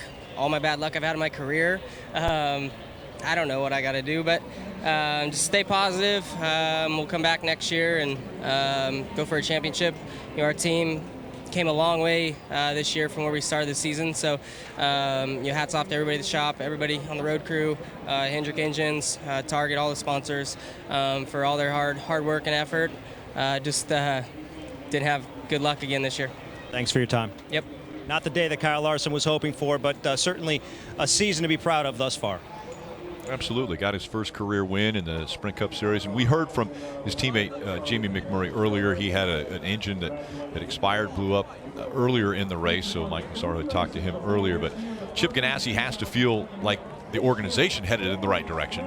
Yeah, but extremely disappointed. I mean, it's hard to step back right now and feel good about anything because you came into this race feeling like you had a solid chance to transfer 2, and you didn't transfer any. So, you know, it's hard to feel good about it. I think when they step back, they'll realize they have made some gains. And, you know, the question was, what can you learn to take to the next season? Sometimes you don't really know what you learned. It's just that you've been there. You've experienced it. You understand the pressure. You understand what it feels like. And I think that is kind of what you learn. Maybe not one specific thing, but just that experience of being part of it means something. Mike Massaro actually caught up with another driver that doesn't advance into the round of 12, Chris Buescher. Chris Buescher came into Dover looking for a victory. That's pretty much what it would have taken to advance. Didn't quite have the speed. What was the day like for you? You know, that was an interesting day for our CSX Ford. You know, guys worked really hard and put in all the effort all year to be in this situation. So, you know, we got our heads held high. I mean, it was awesome to be a part of the chase. That being said, we did want to move forward, and you know, we just didn't get the opportunity and the way to play out the way we needed it to. But you know, with these last 3 races with these long green flag runs, we just haven't had a chance to work on it and get it dialed in a little closer, especially with not getting any practice this weekend. So it's just a tough weekend from that aspect. But you know, car drove good at times. It's just looking at the board now, I can't believe how many cars were even on the lead lap at the end. That was just a wild pace. You know, talking to your crew chief, Bob Osborne, this morning, he said, whatever happens today, if we don't advance to the next round, it's still positive. We have something to build on for next year. How do you feel about it? The exact same. I mean, to have made it this far is a big deal for Front Row Motorsports, for a small team, and you know, for this 34 team being my rookie season. It's a bunch of guys that are really new to each other for the most part. You know, Bob's new crew chief this year for myself, and you know, both of us being in Front Row for the first time. There's been a lot of changes, and we were able to adapt and make some things happen this year, and it's not over. We have a chance to go out here for 7 more races and, you know, see what happens. Well, thanks for your time. Thank you. Great attitude. Chris Buescher still has something to accomplish here in 2016. Thanks, Mike. And we're still actually trying to track down and get to talk with Tony Stewart, the other driver that will not advance into the round of 12. But obviously, celebration continues for Martin Truex Jr. He's getting used to this, being in the victory lane area and advancing. Now it's time for NASCAR America Post-Race Show with Chris Devoto, Kyle Petty, and Dale Jarrett. This copyrighted telecast may not be reproduced, retransmitted, or used in any form without the authorized written consent of NASCAR Broadcasting. NASCAR would like to thank all of our fans for your support, and we hope you enjoyed today's broadcast.